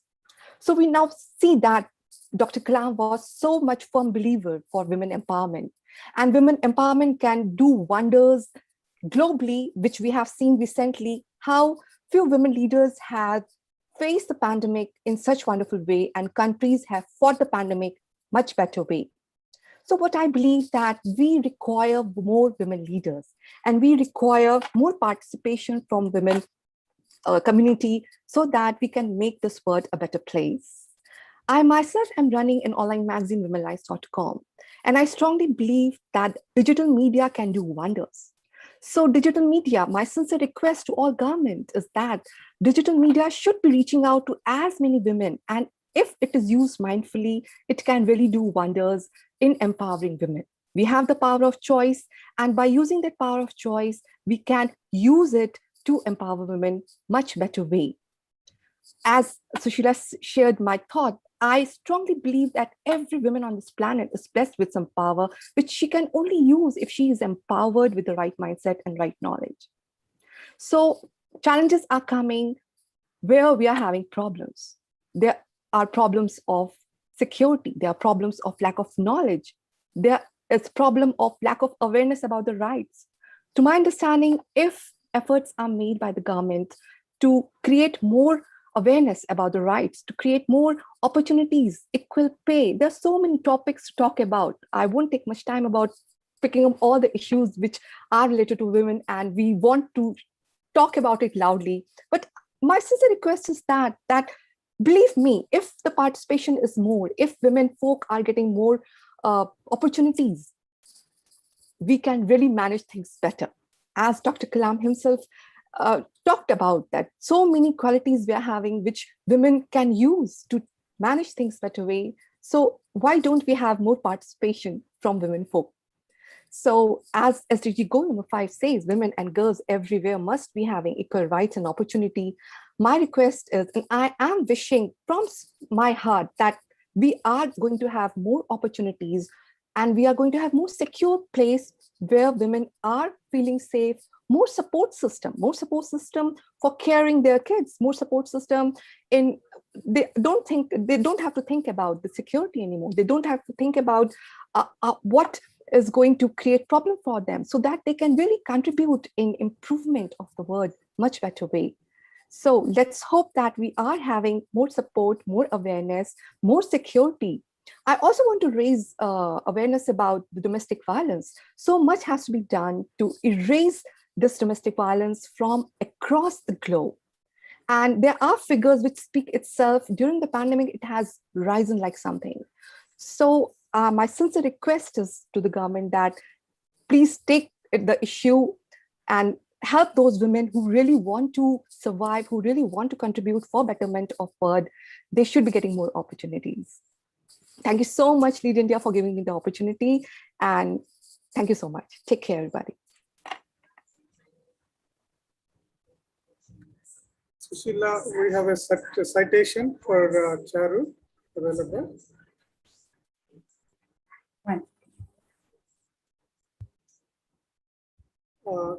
Charu Mehrotra, thanks very much. Even we couldn't connect you, but you got back to us saying that. Yeah, okay. I just shared what came in my mind because I was really not aware that I'm going to speak. So thank you so much. I'm grateful to Dr. Ruby that I was made aware that I'm there. So thank you so much for giving me this opportunity. So we honor you with a citation. With some technical issue, I think we are not able to display, but you're a proud SDG global warrior, We congratulate you, and we definitely like to work with you along next few years to impact 300 million people across the globe. Thank you very much for joining today. Sushila, please introduce the next speaker. Sure. So our next special guest is Mr. Pramit Markode. Pramit Markode is the co-founder and director of the Boston Center of Excellence for the Health and Human Development, Indo-US Health Initiatives, the eKisan Foundation. He is also the co-founder of the 75 at 75 initiatives, which was a big hit. Pramit has been the Vice President, International Region of Computer Society of India, CSI. Pramit is a senior executive strategist and a social entrepreneur with 20 plus years of experience. He has worked for clients of international repute like Hitachi, General Electric, Fidelity Investments, and United Health Group in India, Ireland, UK, and USA. He has been working with the Friends of MP since its inception. His current focus is on large-scale digital education, e-healthcare projects, and expanding adult care centers, adult daycare centers. Pramit was awarded at NRI Gaurav Mahotsav by the IT Minister of India and also received many other philanthropic awards. He's based out of Boston for the last 18 years, but he originally belongs to Indore, Madhya Pradesh. So the floor is all yours, sir. Welcome. Thank you. Thanks to Lead India Foundation, Dr. Hari.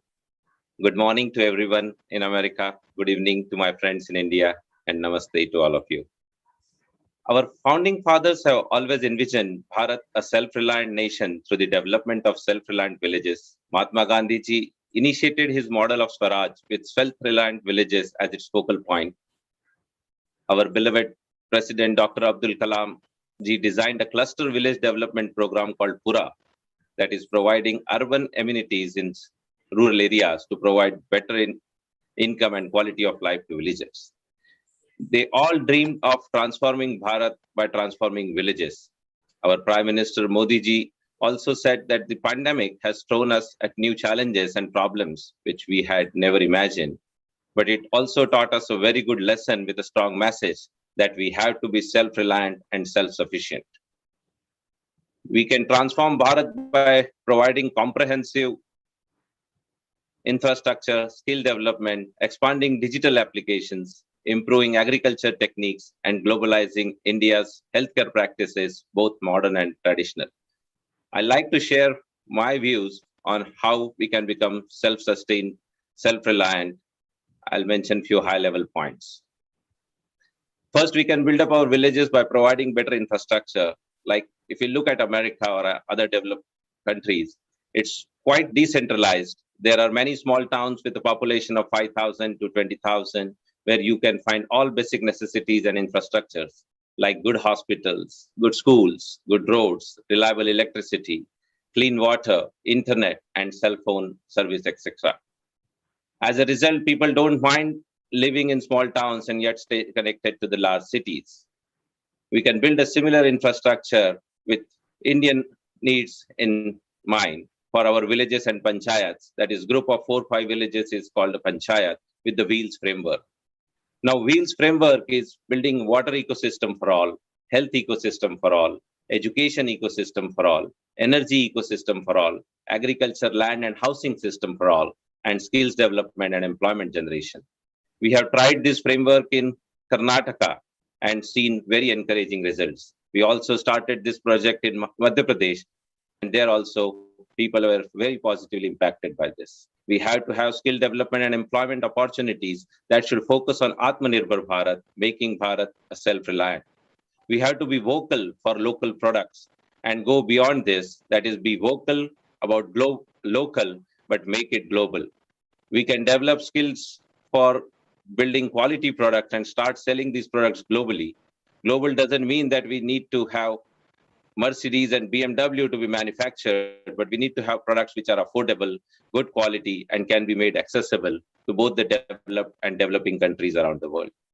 The Wheels framework enables the ecosystem and acts as a catalyst for employment generation and skills development. It's essential for building relevant manufacturing skills which need to be implemented with 6D model.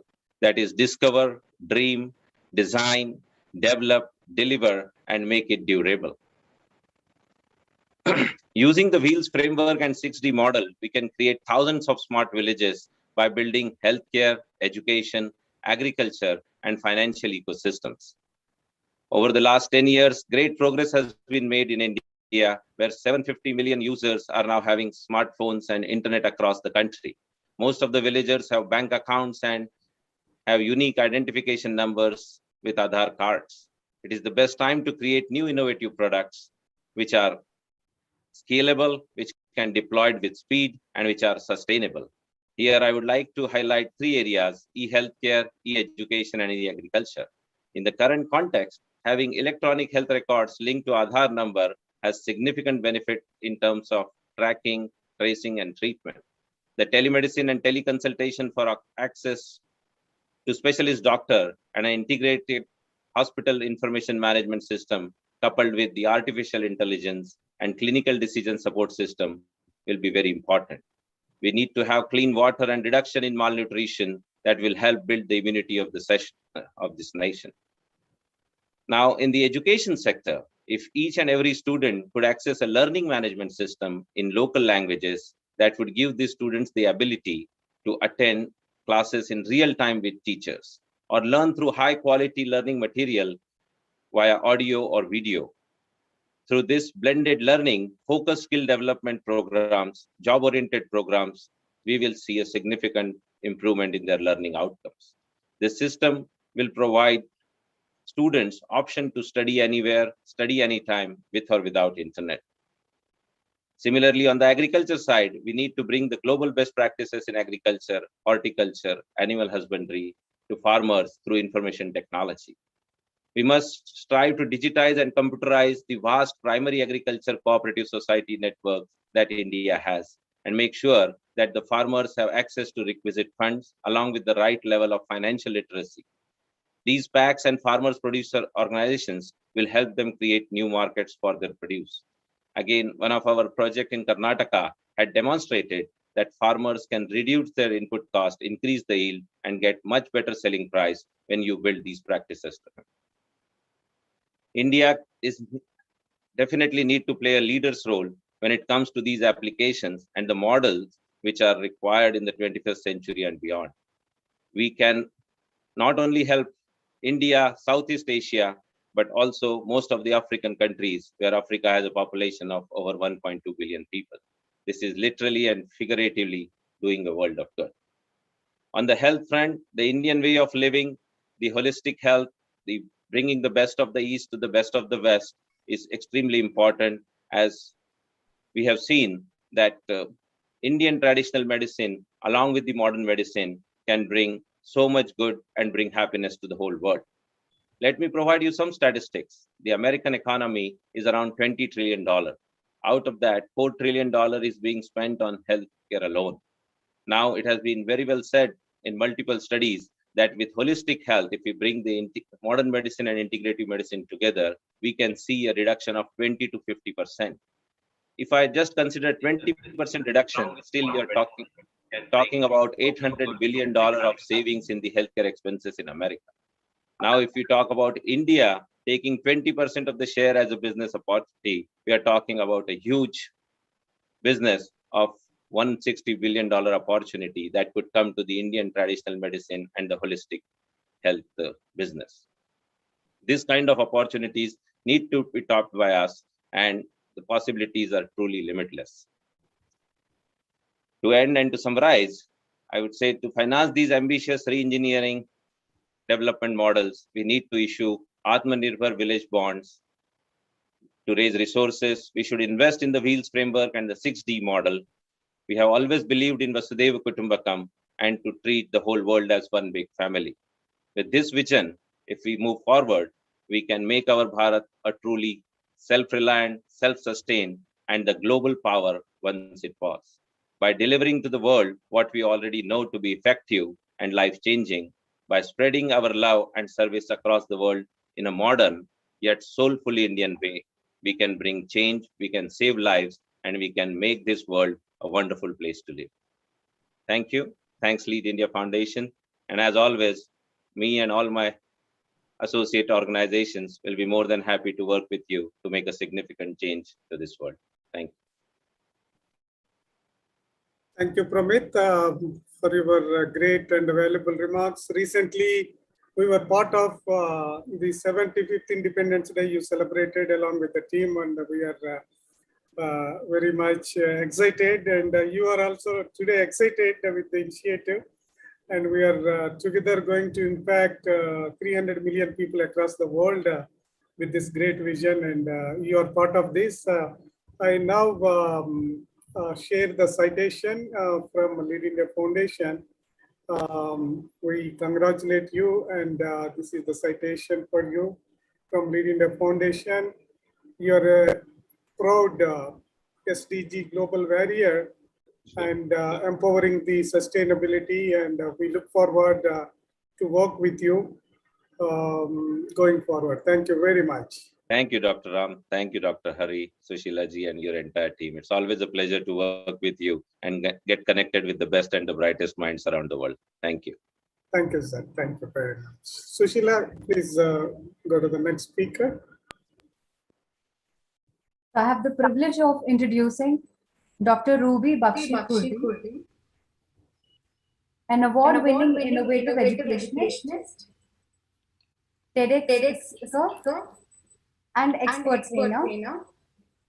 And Dr. Ruby Bakshi Kurdi is a highly acclaimed, powerful speaker on emotional intelligence. I think you are connected to gadgets, maybe mobile and that's the reason it is resounding. You check it.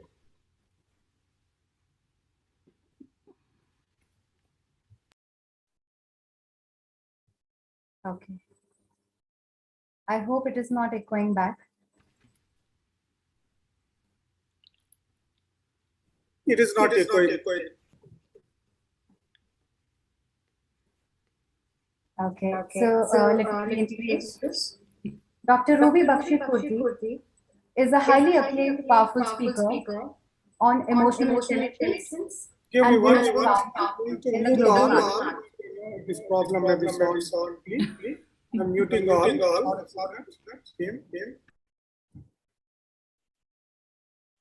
Somewhere some problem actually with the multiple devices. Now, Sushila, you can unmute and now intro, please. A highly acclaimed, powerful speaker on emotional intelligence and women empowerment in the global market.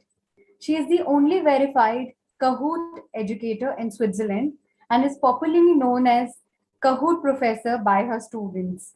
Her teaching style focuses on gamification and perceptual learning. She has done her postgraduate diploma in business administration, equivalent to MBA from Jaipuria Institute of Management, India, with majors in human resources management and minor in marketing management. She has a postgraduate certificate in higher education from University of Derby, UK, and holds a doctorate in business administration from American University in Switzerland. She recently published a book on Amazon, How to Engage Learners in a Virtual Learning Environment, Shift in Paradigm Due to COVID-19. Dr. Ruby is the recipient of many national and international awards for conducting successful workshops across the world in London, Bahrain, Amsterdam, India, Nepal, China, Paris, Portugal, and Prague. In Switzerland, she has conducted highly successful training sessions at United Nations Geneva, Good Festival in Lausanne, Nessel and Science Congress in Zurich. During challenging times of COVID-19, she participated in various webinars, conducted live master classes, and talk shows to motivate people across the world. She is frequently sharing her leadership, public speaking, stress management, and practicing resilience. She firmly believes education and communication are strong pillars in developing a progressive nation. Her family and 2 kids have always been her first priority. She is a role model, mentor to various international students from business, hospitality management colleges. She has been nominated Most Inspirational Female Entrepreneur by Swiss Entrepreneur magazine. Dr. Ruby received a standing ovation for her first TEDx talk titled Learning Human Values via Emotional Intelligence. As an educationist, she is always looking for creative ways to connect with students in action as well as virtual learning environment. She motivates them by highlighting their work and giving them a safe learning environment. She is a very passionate person with a vision to educate people with life skills and connect emotionally towards building a creative society. She has been working consistently since few years to make her vision a reality. Her contribution towards education and society have been recognized by World Book of Records UK. She has been featured on cover page of Elite Business Woman magazine, The Ambassador, Career Beacon as 50 Elite Exemplary Women, Swiss Star in the Explore Journal, and Wow India.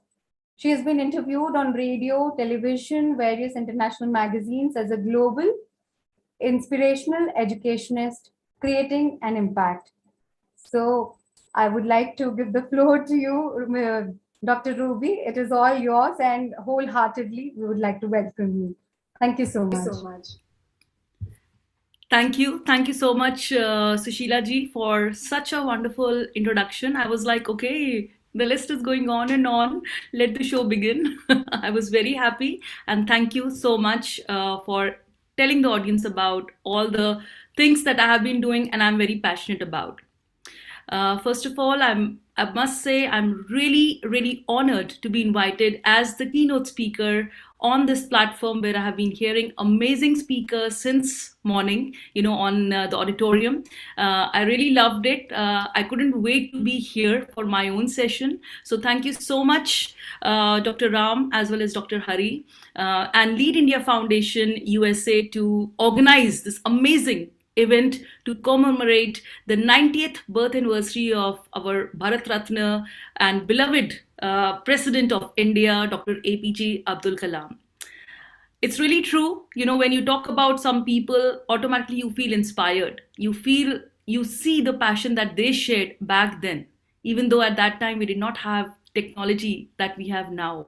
We did not have so many means via social media, which we are having now. But the Missile Man of India, as he was known popularly back then and still now, he laid a strong foundation which we are really having the best of at this present moment. Today I'm going to be talking about empowering sustainability in education, which is my forte. I have been hearing other speakers on education, on emotional intelligence, on health, what can be done for women empowerment. But I would focus on education because I feel that education, in the words of Nelson Mandela, is the most powerful weapon that we can use to change the world. When we hear such people say such slogans or such great words, it's not just mere words, it's really true. Because if the child is educated, he or she can definitely bring about a change, which was also very beautifully shown in the movie I Am Kalam, where the small boy from the slum area, he dreams, he sees Dr. APJ on television and he says, who is he? And he comes to know that he's Dr. APJ, he's the president, and he was like, I want to be him. So that was the power, and that is the power of media, that is the power of education. When we have a strong foundation, we feel inspired and we just want to be like the people and lay the foundation of much, much better India or better world. I would like to quote a very beautiful saying from, again, our APJ. He said, the best brains of the nation may be found in the last benches of the classroom. You know, normally we always say the backbenchers are the ones who make a lot of noise. They are not paying attention. That's why they're backbenchers. But he mentioned clearly the best brains of the nation may be found in the last benches. All of us do not have equal talent. You know, we are all unique. We are all different. But all of us have an equal opportunity to develop our talents. And that's the purpose of education. It lays the foundation on making yourself more reliant, more strong, and taking or grabbing any opportunity that you feel is for your betterment. As an educator here, I am always emphasizing on emotional intelligence. We need to have empathy in our curriculum. I think that would be one of my desires or my strong appeal, how Lead India could help us educators to voice this opinion that we have to have empathy in the curriculum. We need to teach emotional intelligence in the curriculum in the schools, which is not done. We all know that we have to be a little bit reliant, little bit, more caring towards especially children when we are having some, I would say a situation which is not a regular situation. What we had been facing 2020, COVID has been a great learning experience. Though the conditions or situations were not so good, but the experience was really strong because we as educators all gathered together what best could be done in the classrooms. So to bring emotional intelligence in daily functioning, especially in education, is a must, because if it is done at a very basic level, I would say at a primary level, imagine when students are in higher education, how much difference it will make. Because we're not just talking like a businessman, we're not talking just money, but we are talking emotions. We are discussing how a person is feeling. We are discussing how he or she is doing, not just in terms of currency or not just in terms of money or evaluating men as machines, but men as men. So connection is important, and that is only possible if we all get together, which is a great initiative which Dr. Hari has undertaken with Dr. Ram Murari, to get all the people who are making an impact in some part of the world, who are doing something meaningful. But these things are not just in theory, or these things are not just in books. They have to be implemented. And for that, we need the law, the government, the policymakers to come together. And I think that's why this is a beautiful platform where we can all get together and make these things which are much needed for the betterment or for the progressive nation a reality. Not just discuss on birthdays or anniversaries, but make a reality thing which is implemented so that we can really move towards a progressive nation. I think that's my message to everyone. As educators, come together. Even in the quotes, it says, if you fail, and never give up, because fail means first attempt in learning. And whenever we do, we're always scared. We are always afraid. So when we are together like a big family, we will not be scared because there will always be somebody to hold our hand. And that's what is required now, to come together with the 3C concept, which is communicate, connect, and collaborate. And that's what all beautiful collaborations are all about. The more we collaborate, the more we move together, we will definitely benefit each other in the long run. Don't think like a businessman. Think like an emotionally intelligent person, because if you believe that you can bring about a change, don't think so much. Collaborate, because you may not know everything, but your friends might be knowing certain things which you're not aware of. So come together, work smartly, and let's make the change happen together. Thank you so much. Jai Hind, and I wish you all a very, very happy Dashera. May Goddess Durga, Goddess Lakshmi, and Ganpatji bless us all. Thank you so much. Thank you so much, Dr. Ruby Bakshi, for joining us. It's always a pleasure to see you, Dr. Hari. Always a pleasure, always a learning experience. Thank you so much. So we proudly honoring you as a global volunteer and look forward working with you. It will be my honor. It will really be my honor to work and do something meaningful with all of you. Thank you very much. Please accept our honor. Thank you. Thank you. Thank you so much. So, can we go with the next speaker? Shreya, would you able to adjust your camera little, because your head is very light down actually. So maybe you should adjust, yeah, little more, head little up, if possible.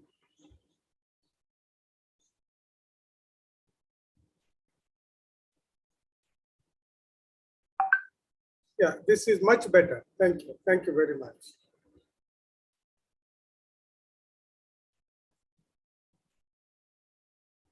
Sushila, are you there?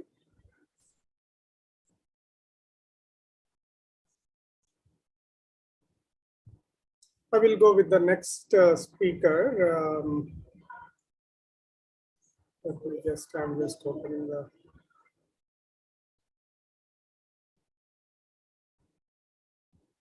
Sorry, I lost the flow. 1 second.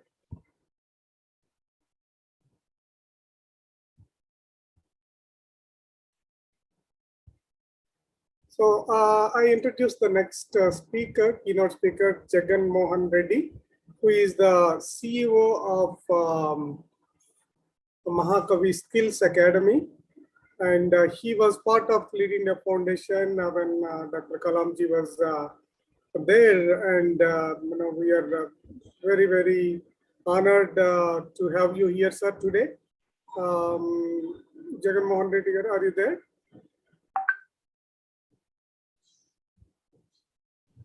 Yes, I am here. Oh, okay, great. Yeah, so Jagan Mohan Reddy garu, basically he was the General Secretary earlier in the Lead India Foundation, and now we again request you, sir, to be part of our Lead India Foundation USA, Liberty Foundation. So many updates are happening now. So you're the CEO of the Skills Academy, Mahakavi Skills Academy. And you have a great experience in Lead India in the past. And now I request you to kindly speak on the empowering of sustainability and also how to impact these 300 millions of people across the globe. Or maybe you can give some insight having the past experience on this. Thank you very much. Right. Thank you, Ram, for introducing me with your nice words. And I'm very happy that Lead India US has given me an opportunity on the eve of 90th birthday of Abdul Kalam. And is very close to us. And he has been a chief mentor for the Lead India movement in India. And Hari is my good friend. We work together in Lead India Foundation along with the Kalam. And we have many nostalgic memories with Kalam, right from 2002 to 2000 till he's left this world. And I feel one of the fortunate one who has met several number of times. And Ponraj knows that. I know Hari and Ponraj. Whenever we meet Kalam, Ponraj will be always there.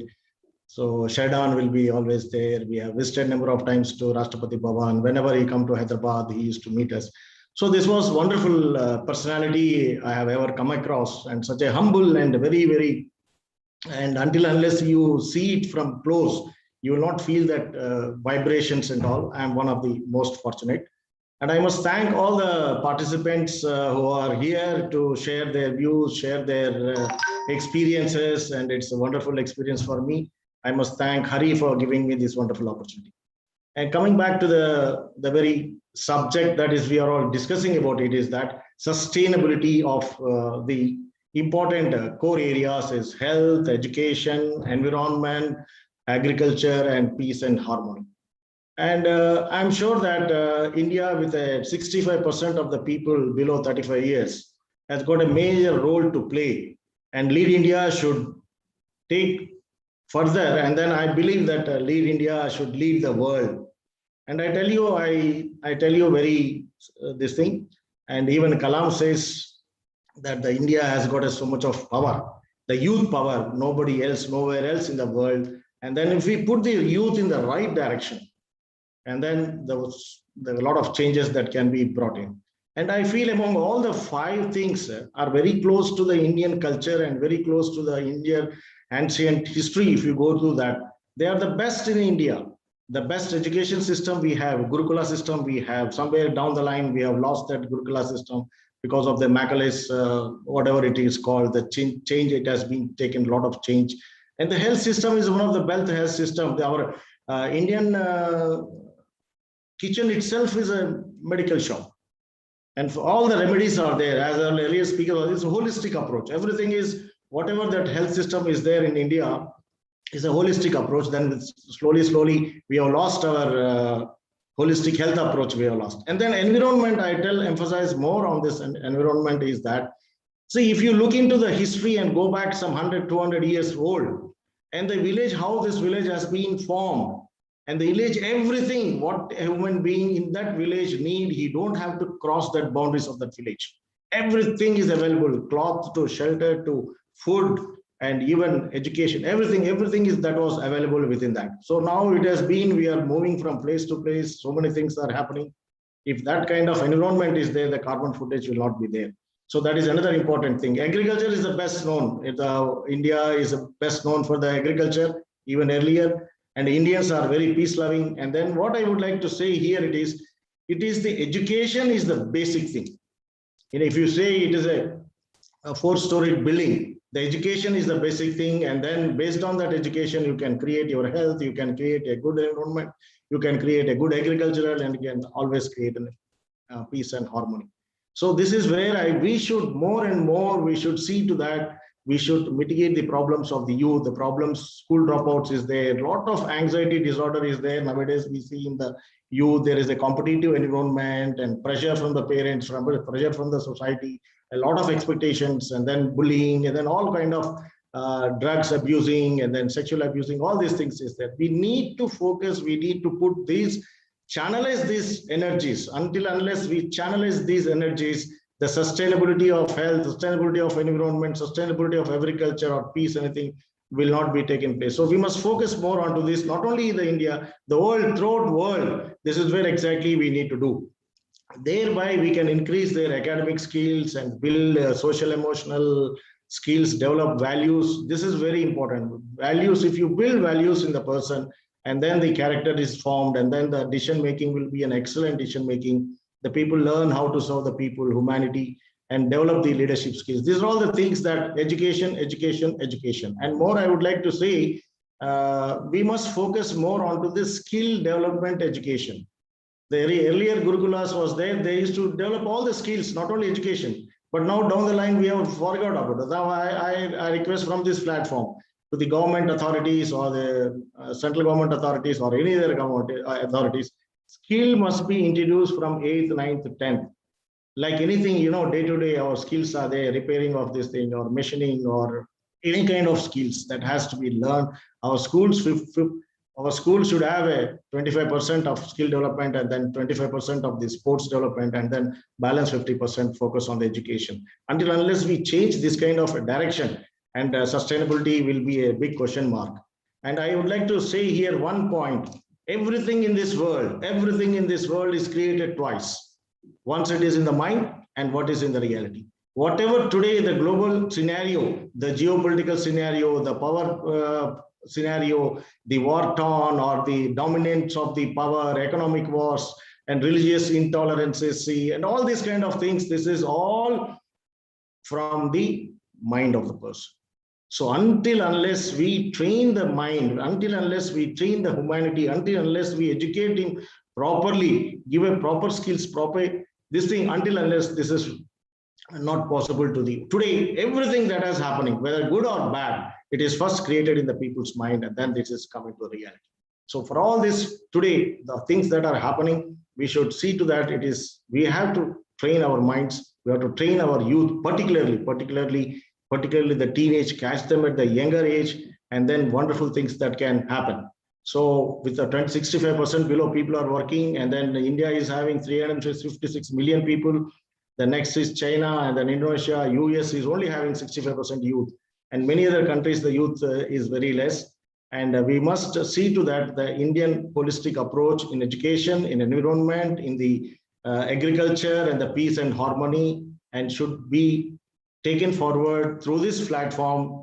Let us tell what exactly our peace-loving people of India, and then we never invaded, we never captured any other's land, we never go for it. We are not warmongers, and we all only defend ourselves. And this is how we should show to the whole world. And India should become a showcase for all these 5 sustaining elements. And we must prove ourselves as a leaders, and then only we can lead the world. And I am very happy that Hari has brought out this platform, and I have more such opportunities in the future. I'll be always available, Hari. And I was the founder secretary in the Lead India 2020 movement. I have trained so many people. I was there every training program, and it's a great opportunity for me. I love to be with you, Hari. I'm always with you. Thank you very much for giving me this wonderful opportunity to share my views. Thank you very much. Thank you so much.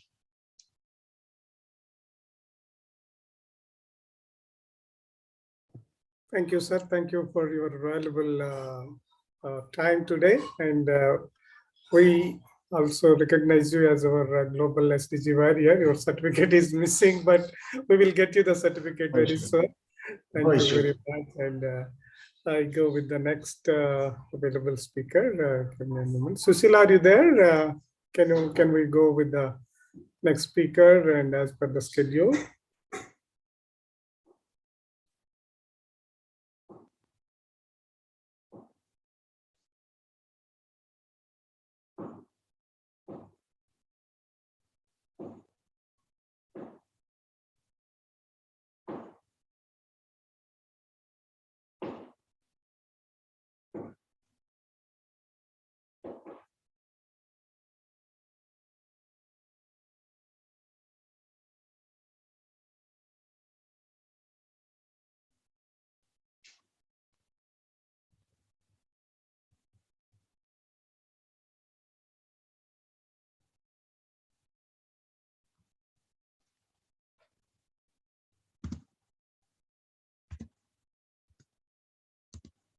Sorry for more silence.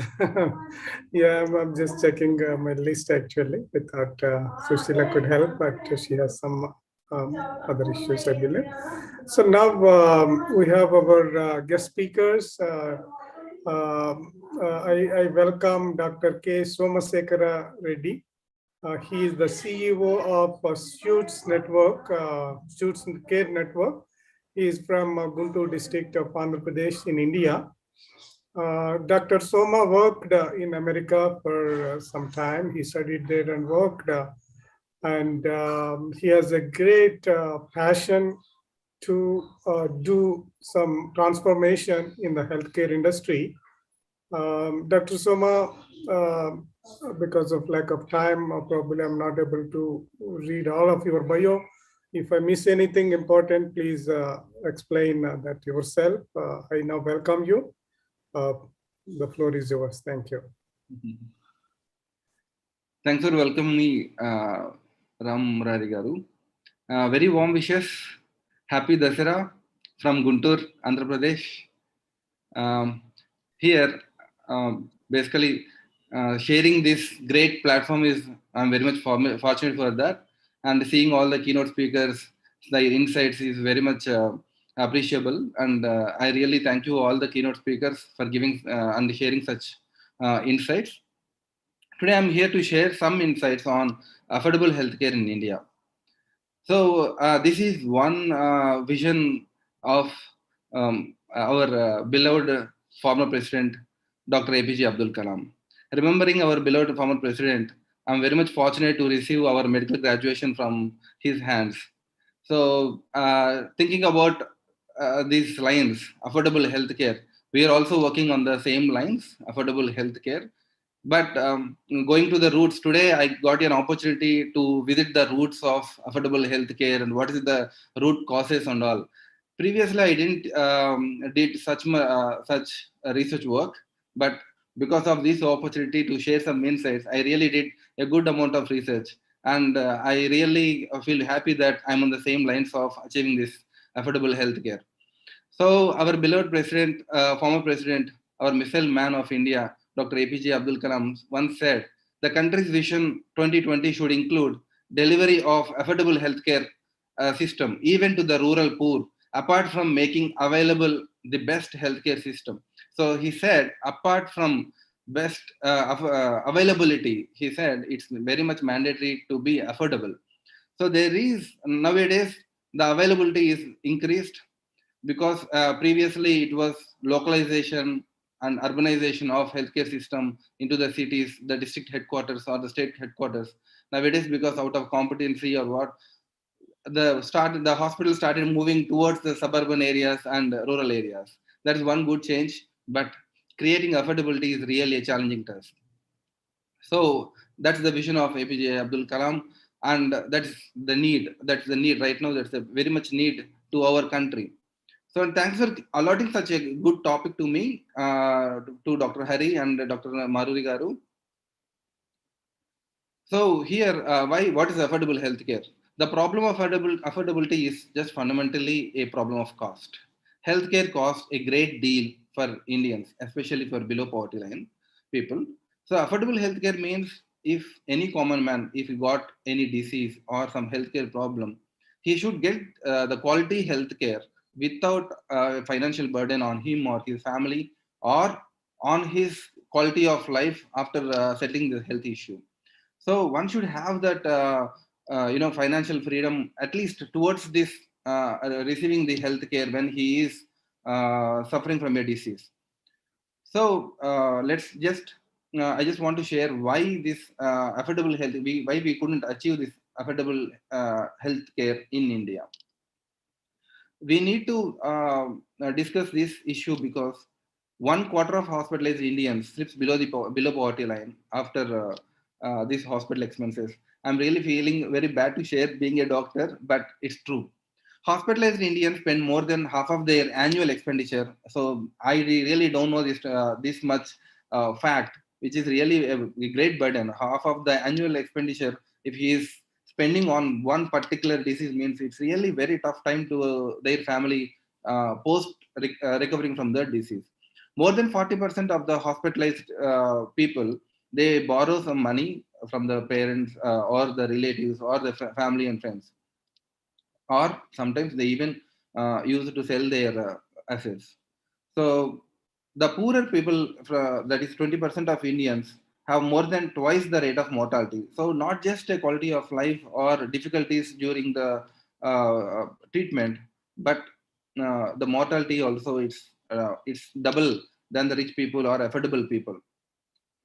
So thinking like comparing to other countries like Thailand, Brazil, Sri Lanka, Turkey, which were way behind us at the time of independence, they surged ahead of us in all outcomes, all indices, by their focus on primary healthcare in their initial years of development.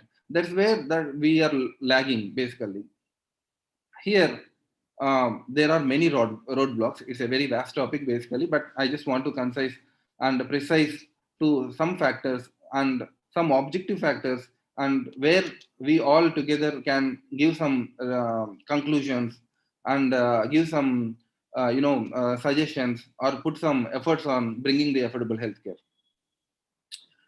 So, and again, I am a little bit depressed to say this. India is world's capital for diabetes. India is world's capital for cardiac deaths, and India is world's capital for road traffic deaths. So seeing this, when I'm being an emergency physician, basically I'm an emergency physician and turned to be a health entrepreneur and social entrepreneur just because of this word, that is world capital of road traffic deaths. In India, for every 3 seconds, someone is meeting with an accident, and for every 3 minutes, one person is dying. So being an emergency physician, receiving at least 60%, 40 to 60% of the people are trauma related people.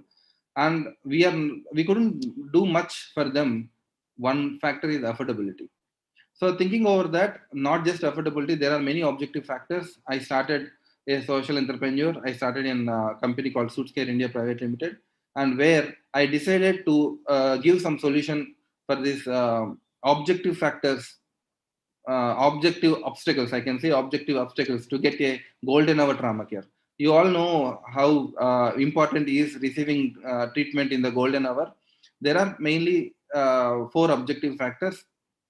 This is not related exactly to this concept, but this is one example where people couldn't get appropriate care. One is again the money, so affordability issue, and the second thing is bystander issue. There are some other subjective factors like lack of awareness and all. So from Suitscare India, we decided to give a solution because 30 to 60% of the people who are involved in the accident are bread earners of the family. So we decided to work on them. So likewise, seeing the other diseases also, lack of preventive care, lack of awareness and lack of preventive care, mainly at the primary healthcare centers, is one great obstacle where the diagnosis is not possible in the primary healthcare centers, where initiation of the emergency care is not happening. That is the main reason why these people are slipping into the emergency, sinking into sepsis, severe sepsis or shock, and later they are they are dying. So the main objective obstacles here for this affordable healthcare is lack of awareness is one, and that's because of nowadays because of the social media or technologies, that awareness is being created by young generation doctors. That is one good thing, and that's a positive note I just want to share, because recently most of our young generation doctors, that COVID proved how that young generation doctors are committed to give the best health care. And as I said, the primary healthcare centers are literally they are run by government. So you all know how the central government is spending on healthcare. It's just less than 1.6%, which is not a solution for giving affordable healthcare. There is definitely very great imbalance between per capita income of a patient, of a person, for a public people person, and how the cost of healthcare is increased nowadays. That imbalance, we need to bring that, decrease that imbalance, at least mitigate that imbalance. So there are lots of importing of medical equipment nowadays. That is again in the prior sessions, he said that Mr. Modi ji, our president, also said that there are so many lacunae because we are so dependent on medical equipment on many other countries, and we are paying a lot of taxes for that medical equipment. So obviously there will be definitely a rise in the healthcare cost. So we couldn't mitigate the healthcare cost by decreasing the, without decreasing this importing of medical equipment. And as you all know, our approach, in India, our approach is federalistic approach. The policy makers are central government. The key people are at central government, and the execution level people at the state government. The policy designers are central government people, and executing this primary healthcare center running or executing of this policies with the central bureaucrats and all are at the state government. Obviously, there is that synchrony missing. So bringing the healthcare to that affordability is definitely a big task. So there is no synchrony between central government and the state government. There is no synchrony between the public sector hospitals and private sector hospitals. So now we actually, there are many other problems statements, but I just concise it to very few. And I just want to, rectifiable solutions. There are some rectifiable solutions, and nowadays everybody is traveling to that end, giving so many solutions with the help of technologies. And as a part of, healthcare wing from IB Hubs, we are giving and mentoring so many healthcare startups. Nowadays, India is a startup hub. So many technologies are coming. So many technology-related startups are booming from India, giving so many solutions to these problems. And everybody's focus is slowly shifting towards the health. This pandemic, one positive thing during this pandemic is everybody realized at technology level, at a student level, at rural level, and political level, governments level, and everybody realized. And even the doctors, the young generation doctors also have some social insights, and they all decided to give some something back to the society and giving this affordable care and all. And in this platform, I really want to share about the AP government also. In this COVID pandemic, they really managed very well with this Arogyashri scheme. Imagine without this Arogyashri scheme or without the functionality of such schemes, imagine how many people were died in Andhra Pradesh. So very great impact with that Arogyashri scheme. Why I mentioned this thing is there should be such schemes from the central government. There is Ayushman Bharat, but here again the lacuna is that is the packages or the schemes which were implementing by central government and state government. It is not meeting the healthcare cost from these hospitals, private hospitals. If we need to give high quality care, obviously we need to have some good equipment, good resources, high resources, more number of staff and everything. So then only we can give high quality care. So we couldn't meet with such schemes. Like even this Arogyashri scheme saved so many lives, but it is not very much friendly with the at least even for the committed doctors, because the quality of care what we are giving, it's not matching with the cost. And there are so many solutions. The few solutions to state. We need to skill up, ASHA workers. We have 1 million ASHA workers in India. We can skill them, we can upskill them. And we have formed this doctorate of pharmacy. They will study for 6 years. They learn the basics of this thing. And some pathetic things in our country is lack of recognition to such courses. If we can get some recognition to such courses and upskill them, really we can transform rural areas. We can really save so many lives in rural areas. So upskilling is one good thing, and everybody is trying to do that. And we from the part of Suitscare India, from Guntur Tulsi Multi Specialities, we are actually upskilling so many nurses and doctorate of pharmacies. And digitalization is really important. So now more of private sectors are entering into digitalizations, but government sectors also should enter into digitalization. Then only there will be a good R&D. If primary healthcare centers are well equipped with computers, with techies, or some applications or electronic medical records, then obviously we can extract some data and get some conclusions. So what's happening at the rural area? What is the impending threat at the rural area? And we can get some conclusions. So by digitalizing primary healthcare centers, really we can help the rural areas or India, and we can travel towards the affordable healthcare, because preventive is always better than cure. If we can stop the problem at rural end itself, they won't land in the government hospitals where in the district headquarters.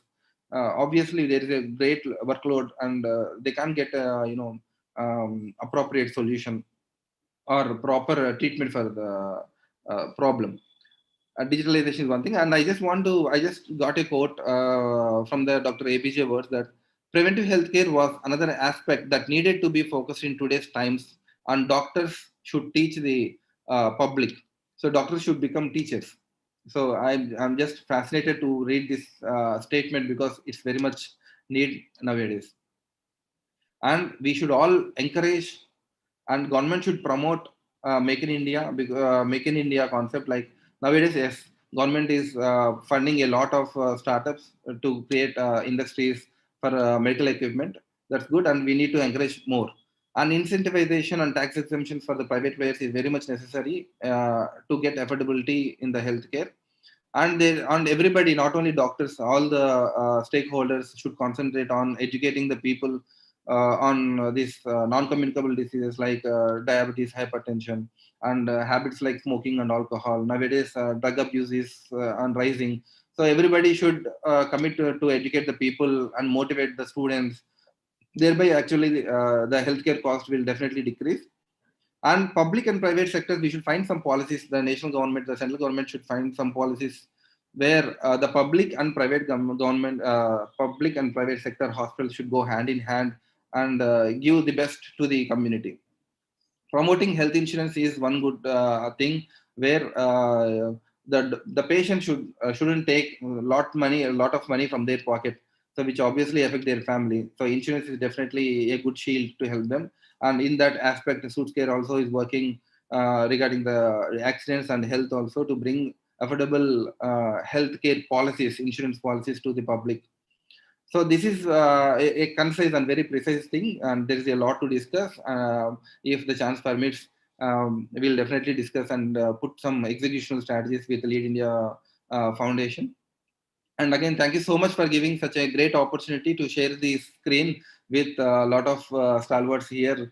And really, surprised to see so many presentations which are giving a lot of insights.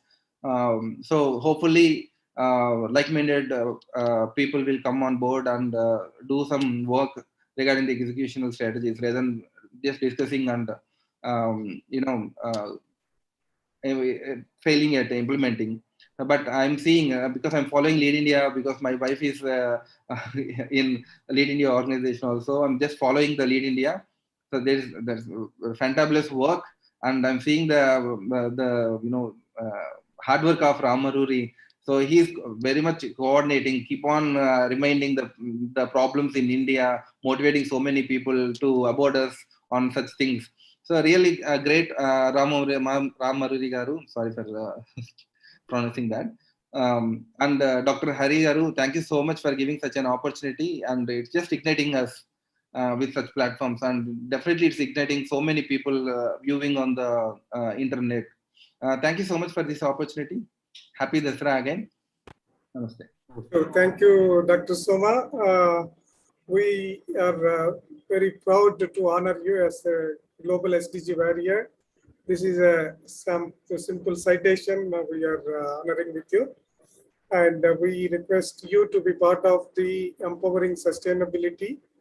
And we together impact 300 million people minimum across the globe in the next 10 years. That is a great project we are envisioning. Thank you very much once again. It's my pleasure. Thank you so much.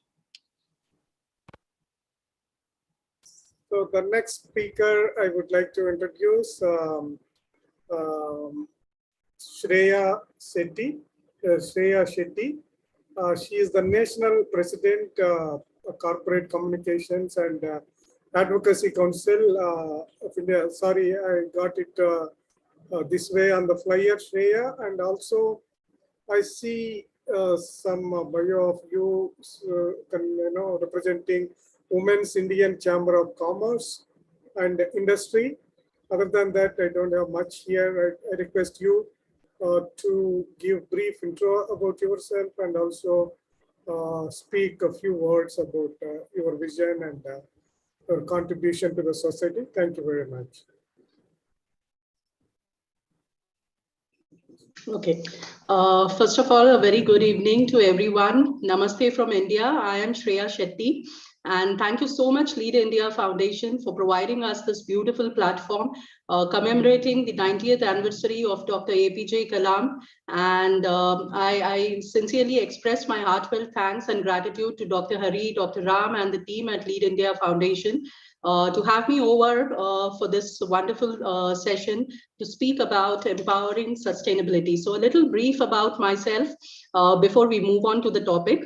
Like Dr. Ram has already given a short brief of one part of my bio, wherein as a youth and women advocacy empowerment coach, I have been working for the past 1.5 decades as a human capital investor and also a lead consultant and founder of Elite India Consulting, which is prominently working into skill development and empowerment projects, reskilling, upskilling of youth and women in the country to enhance their employability skills, providing and hiring opportunities, developing their entrepreneurship skills, and also building upon the leadership capabilities. So that with that background of human capital investment, which is one of the most important assets for a country like India, we have been engaged into a lot of empowerment projects.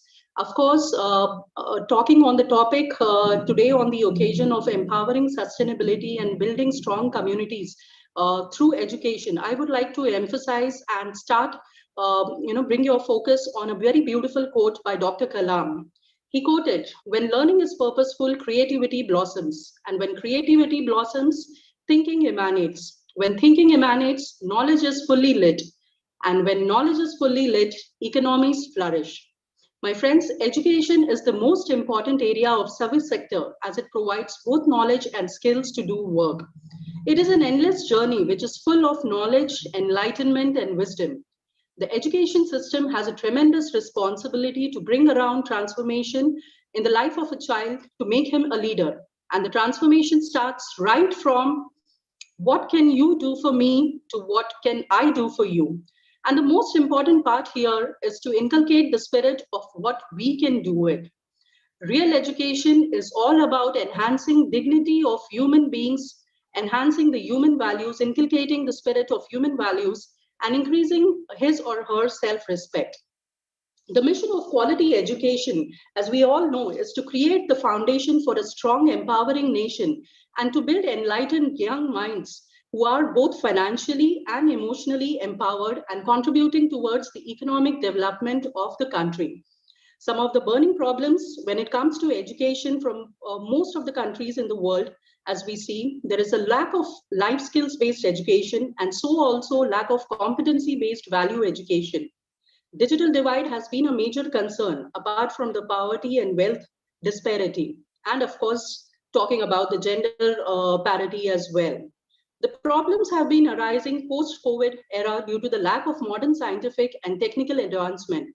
So also making education adequately efficient has been a major challenge. Now, the main aims of quality education as emphasized by in the SDG 4 goals as well, where we talk about quality education, ensuring equitable education and providing lifelong opportunities. The aim of education should also focus and emphasize on providing value-based education, which means to inculcate human values, sense of self-respect and respect for others while cultivating these human values. It also emphasizes on providing skill-based and competency-based education. Now, this is where India being the largest population of employable youth, it becomes imperative for us to focus on providing skilling and empowering the youth with sufficient skills, the power essential skills needed to enhance their employability skills and giving them more learning lifelong opportunities. Also, we need to enhance the learning through modern science and technology. Building essential power skills or soft skills is the need of the hour to instill confidence and to face the future challenges. Also, inculcating the innovative power and enhancing the entrepreneurship and leadership capabilities is the need of the hour. And lastly, to develop the sense of dignity, self-respect, and making self-reliant youth is one of the important aspects of providing quality education. To further emphasize on the vision and mission shared by Dr. APJ Kalam as he envisioned the new India, wherein the ideal education model in 21st century would be something which would focus and ensure that every learner will grow to contribute towards the economic growth of the nation. The entire system will be based on capacity building, considering 5 major components, which are known as research and inquiry, creativity and innovation, capacity to use high-end technology, entrepreneurship, and lastly, the moral leadership. Through our endeavors for the last 18 years, through our Elite India skill empowering projects, reskilling, upskilling for youth, individuals, and professionals right at an early age in schools, colleges, we have been focusing on a very simple approach which talks about focusing on educating, engaging, excelling, and empowering. So educate, it's all about 4 E's, which talks about focusing on educate, engage, excel, and empower. We insist on working with schools, institutes, and organizations where we emphasize the need for providing mission-oriented learning with value system. As we all know, initial scholastic education provided in the formative years of a young student helps him go a long way in developing creativity skills as well as focus on innovation, exploration, and creativity. The secondary stage and the most formal education which we receive in colleges and universities should emphasize on experiments, problem solving, and teamwork. So through our ventures, through our endeavors at Elite, we have always strived in bringing around empowerment in the youth, women, and more so the entire the ecosystem, adopting a holistic approach as well as a flexible approach wherein we not only emphasize on the scholastic, but the mental, social, emotional, and the cognitive learning skills and ability of the child as well. On this note, I would like to again quote Dr. Kalam, where he quoted, "Great dreams for great dreamers have always transcended, and our passion have always ignited us, setting ourselves to be greater than the cause and driving this elite passion and vision of empowering nations through empowering the youth of India, imparting quality education through sustainability, and envisioning a new elite India, which will be skill-based and value-based India." Thank you so much. And I again express my heartfelt gratitude to all the speakers for enriching with your wisdom. And once again, thank you so much to the team, Lead India Foundation, and for the wonderful work that you have been doing. Thank you so much. Thank you, Shreya. It's a very great insight you have provided. And the importance of empowering the youth definitely is the key. And you have vast experience of 1.5 decades that really helps to impact these 300 million people whom we are thinking and empowering sustainability. We like to honor you with a simple citation of Global SDG Warriors.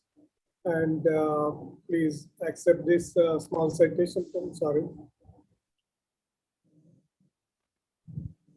Thank you. Thank you so much. I am humbled, and I'm truly, truly humbled. Thank you so much.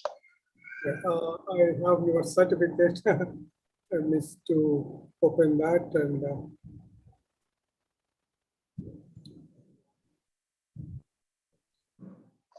so again, we are really honored to have you here, and look forward to working with you, Shreya. This is the certificate I would like to. My honor. Yeah, this is the certificate I would like to share, and I request you to accept our honor for you, Global SDG Warrior. Thank you very much. Thank you. Thank you very much. Look forward to work with you. Thank you. And I go with the next speaker available, Uma Mudunuri. She is, Uma, are you there?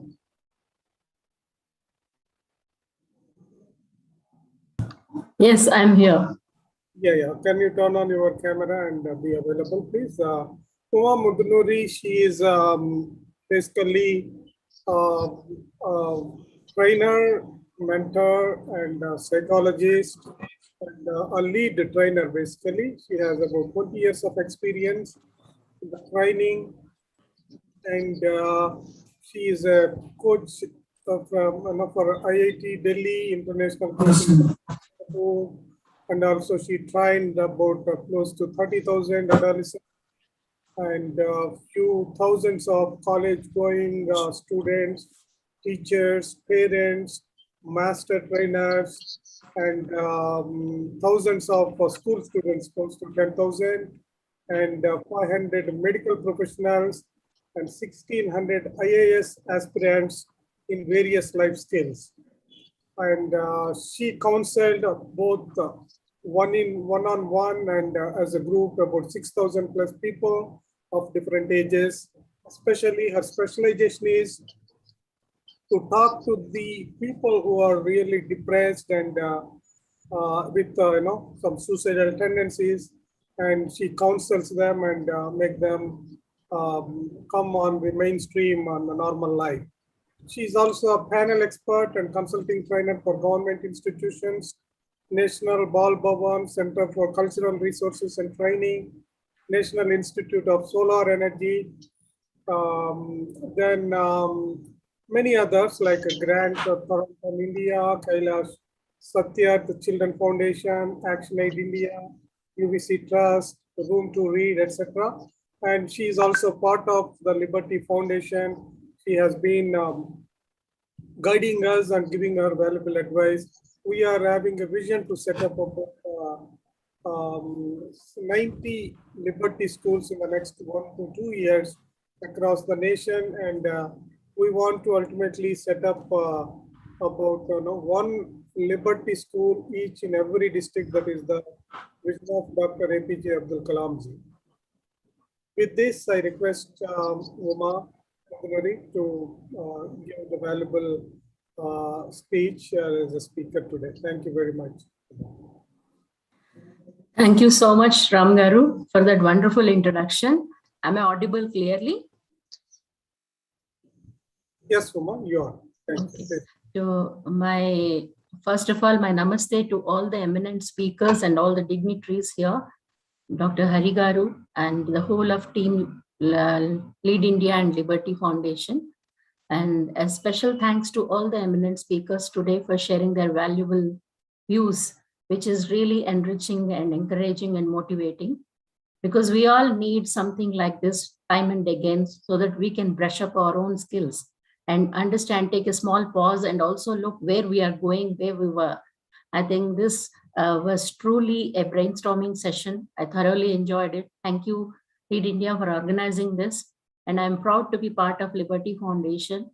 Got the opportunity to work with some wonderful people towards a social cause, I had the good fortune of meeting Dr. APJ Abdul Kalam ji when he was visiting schools and colleges, and had some thoughtful and thought-provoking talks with him.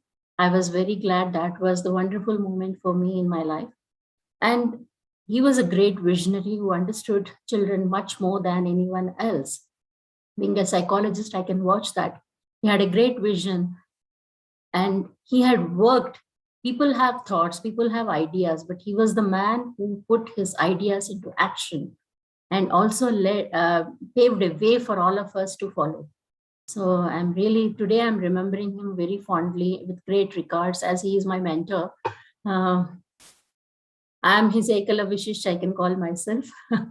So this is how things are. So today I want to take your focus. I just want to share my experience and take your focus towards a few things which I have observed, which need to be, we all need to focus on these things. My experience with adolescents, with youth, with faculty members, with teachers, with parents, it taught me that we are going away from the basics. One of the SDG goals is mental health. Today, the biggest problem, even pre-pandemic, post-pandemic, mental health is a big issue. Recently, we celebrated Mental Health Day also on October 10th. Why I'm focusing on this is every child today, while growing up, we talk about educating them, we talk about making them aware, we talk about providing them best of resources. But what is happening is, from a small child to an adult to a youth, all these people are blocking their emotions. They're bottling up their emotions. It is like we can handle everything, we don't need anyone. Sharing with parents, sharing with teachers, sharing with counselors, also sometimes they are not ready with. So all these problems, this is leading to a lot of anxiety, a lot of depression, a lot of growing up difficulties, communication issues. The root cause of all problems starts from here. Working with school students and youth, I have seen them that they are ready to share their problems with some random person who is online or to a friend who is on Facebook or on a Twitter, but they do not want to share the problem with their parents, with their teachers, with their counselors who are in-house. So the thing is, they feel that people's view matters. They are strong, they can handle everything, and they know what they want in their life. It is that kind of a preparation. And this is because we are not focusing on value education properly. Along with skill development, along with proper education, we also need to focus on value education, which Dr. APJ Abdul Kalam ji believed in and also taught that this is the basic need of every. If I want to quote him, he said, India has to be transformed as a developed nation, as a prosperous nation, as a healthy nation, with a value system. These are his words. That values are like the strong roots of a tree, which nourish, which cherish the tree to grow stronger and bear fruits and flowers. So for every child, that value system whether he is at home, whether he is at school, whether he is at college, everywhere. Those values are very, very important. Mutual trust, respect. Trust is a missing word in our dictionary. In our day-to-day life, we have forgotten the word called trust. We don't trust anyone. It's not something which has come, suddenly. It has been happening all through the kind of environment we create in our homes, in our society, because family is the first unit where the child is learning value system. Then the school, then the society, then comes the college, the higher education institutes, then the work front. Everywhere a person has to operate from a value system. This is what binds us together. Just like the invisible thread which pins all the flowers, all the beads together, this value system is something which binds humanity. We are social beings. We are born to be social. We are not single independent people who can exist alone. We need a family. We need people. We need to survive together, fight together, face the challenges together, be together. This is what nurtures us. This is what growth is all about. It doesn't matter how developed we are. It doesn't matter how efficient we are. Unless and until we operate as one unit in a collaborative way, coordinated way, collectively, I think any society would not prosper. So my request to all the eminent people, all the educationists, all the great people, all the speakers, on behalf of Liberty Foundation, Lead India Foundation, I will say this, that we need to develop a system where we are training not only in skills, in education. We also need to develop a strong value system which can be introduced in schools, which every child is aware of it, so that he develops a strong holistic personality. And we have true leaders who can lead us to the future, because these children, they're born very intelligent, they are highly intelligent, they have all the resources which in a couple of years ago they were not there. They have all the exposure they need. If they have a strong fundamental, basic complete system where value education also is part of it, they get aware of all these things, their common sense is working, they develop a strong character, they develop a strong personality, holistic personality, mental, emotional, physically fit. I think we are going to have a better society, better quality of human beings. India contributes to a large section of world's youth population. Our youth are everywhere on the globe. They're occupying highest positions in big companies, in Fortune 500 companies. So in future, we may see more Indian youth going places. So for that, we have to groom these children to be great leaders. It is our responsibility, morally, ethically, socially, that we give them a better world where they can grow up to be holistically healthy and develop into strong personalities. This is what I can share with you, because whenever I see there are a lot of problems youth are facing today, children are facing today. So for that, we need to come out with solutions which can help them come out of these and assist them in a subtle way, so that we create an environment where they don't feel independent or they don't feel left out, because we need to create such an environment where they can grow healthier. So for that, I think all of us have to contribute and work together. Today, I'm so happy so many people are here extending their willingness to work with Liberty and Lead India. I think we need such a collaboration so that we can also relax and see that we have a better future to look into. On this note, I would like to take my leave. Thank you so much. Happy Dussehra to all of you. And maybe this season and season greetings to all of you. May we from January onwards, maybe see a transformed society, a strong society, and balanced human beings with better quality of life. That is my wish. Thank you so much, Ramji. Thank you so much, Dr. Hari, for giving me this opportunity. Thank you very much, Uma. You're always a great inspiration for Lead India, the team of Lead India, and all the students you talk to. This is a small citation. As a global SDG warrior, you are contributing to the society. So we really appreciate and we are proudly honoring you. Thank you so much. Thank you so much. It's a pleasure. I'm humbled. I'm honored. Thank you. Look forward to working with you on this. Thank you very much. Sure, sure. My pleasure. So I think all the speakers are done for this session. If anybody can miss, maybe you can let me know. But I think this is the time. I think I should thank everyone for your valuable time and excellent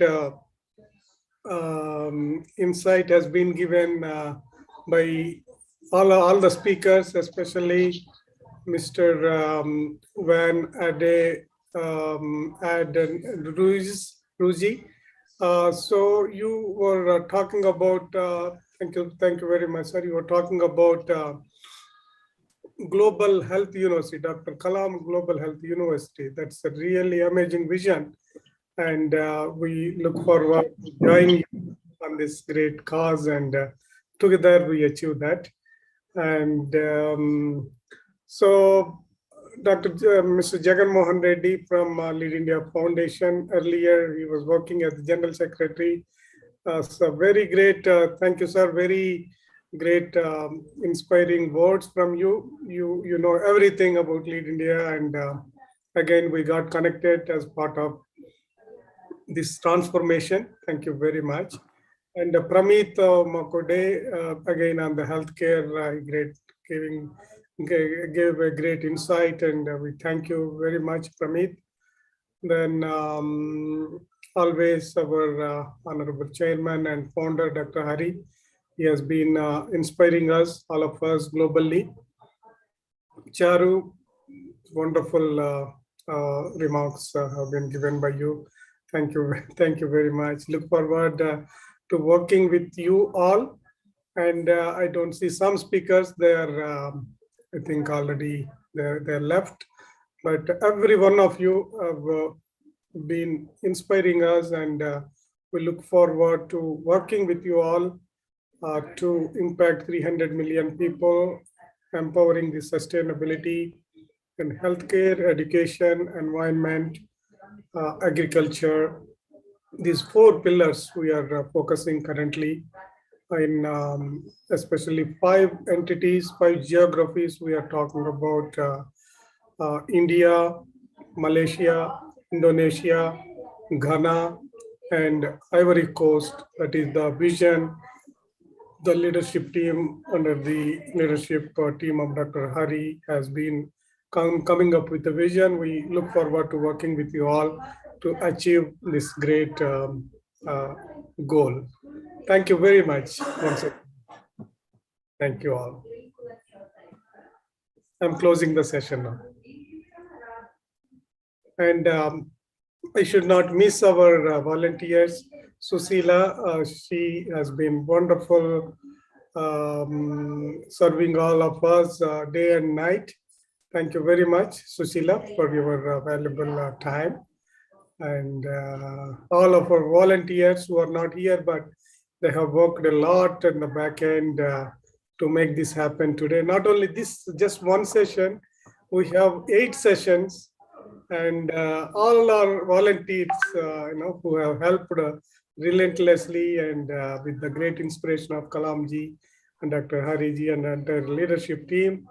And we appreciate every volunteer who has given the time, especially the Almond Vortex team, who has given a 3D virtual platform. Some of our streaming happens on that. I have already posted in some of the groups, so maybe you also have seen that. And that's a wonderful platform. And thank you, Almond, everyone supporting organization, supporting team and volunteers. We thank everyone. Thank you very much once again. Thank you, thank you, thank you. Thank you, everyone. Thank you, everyone. Bye. Thank you.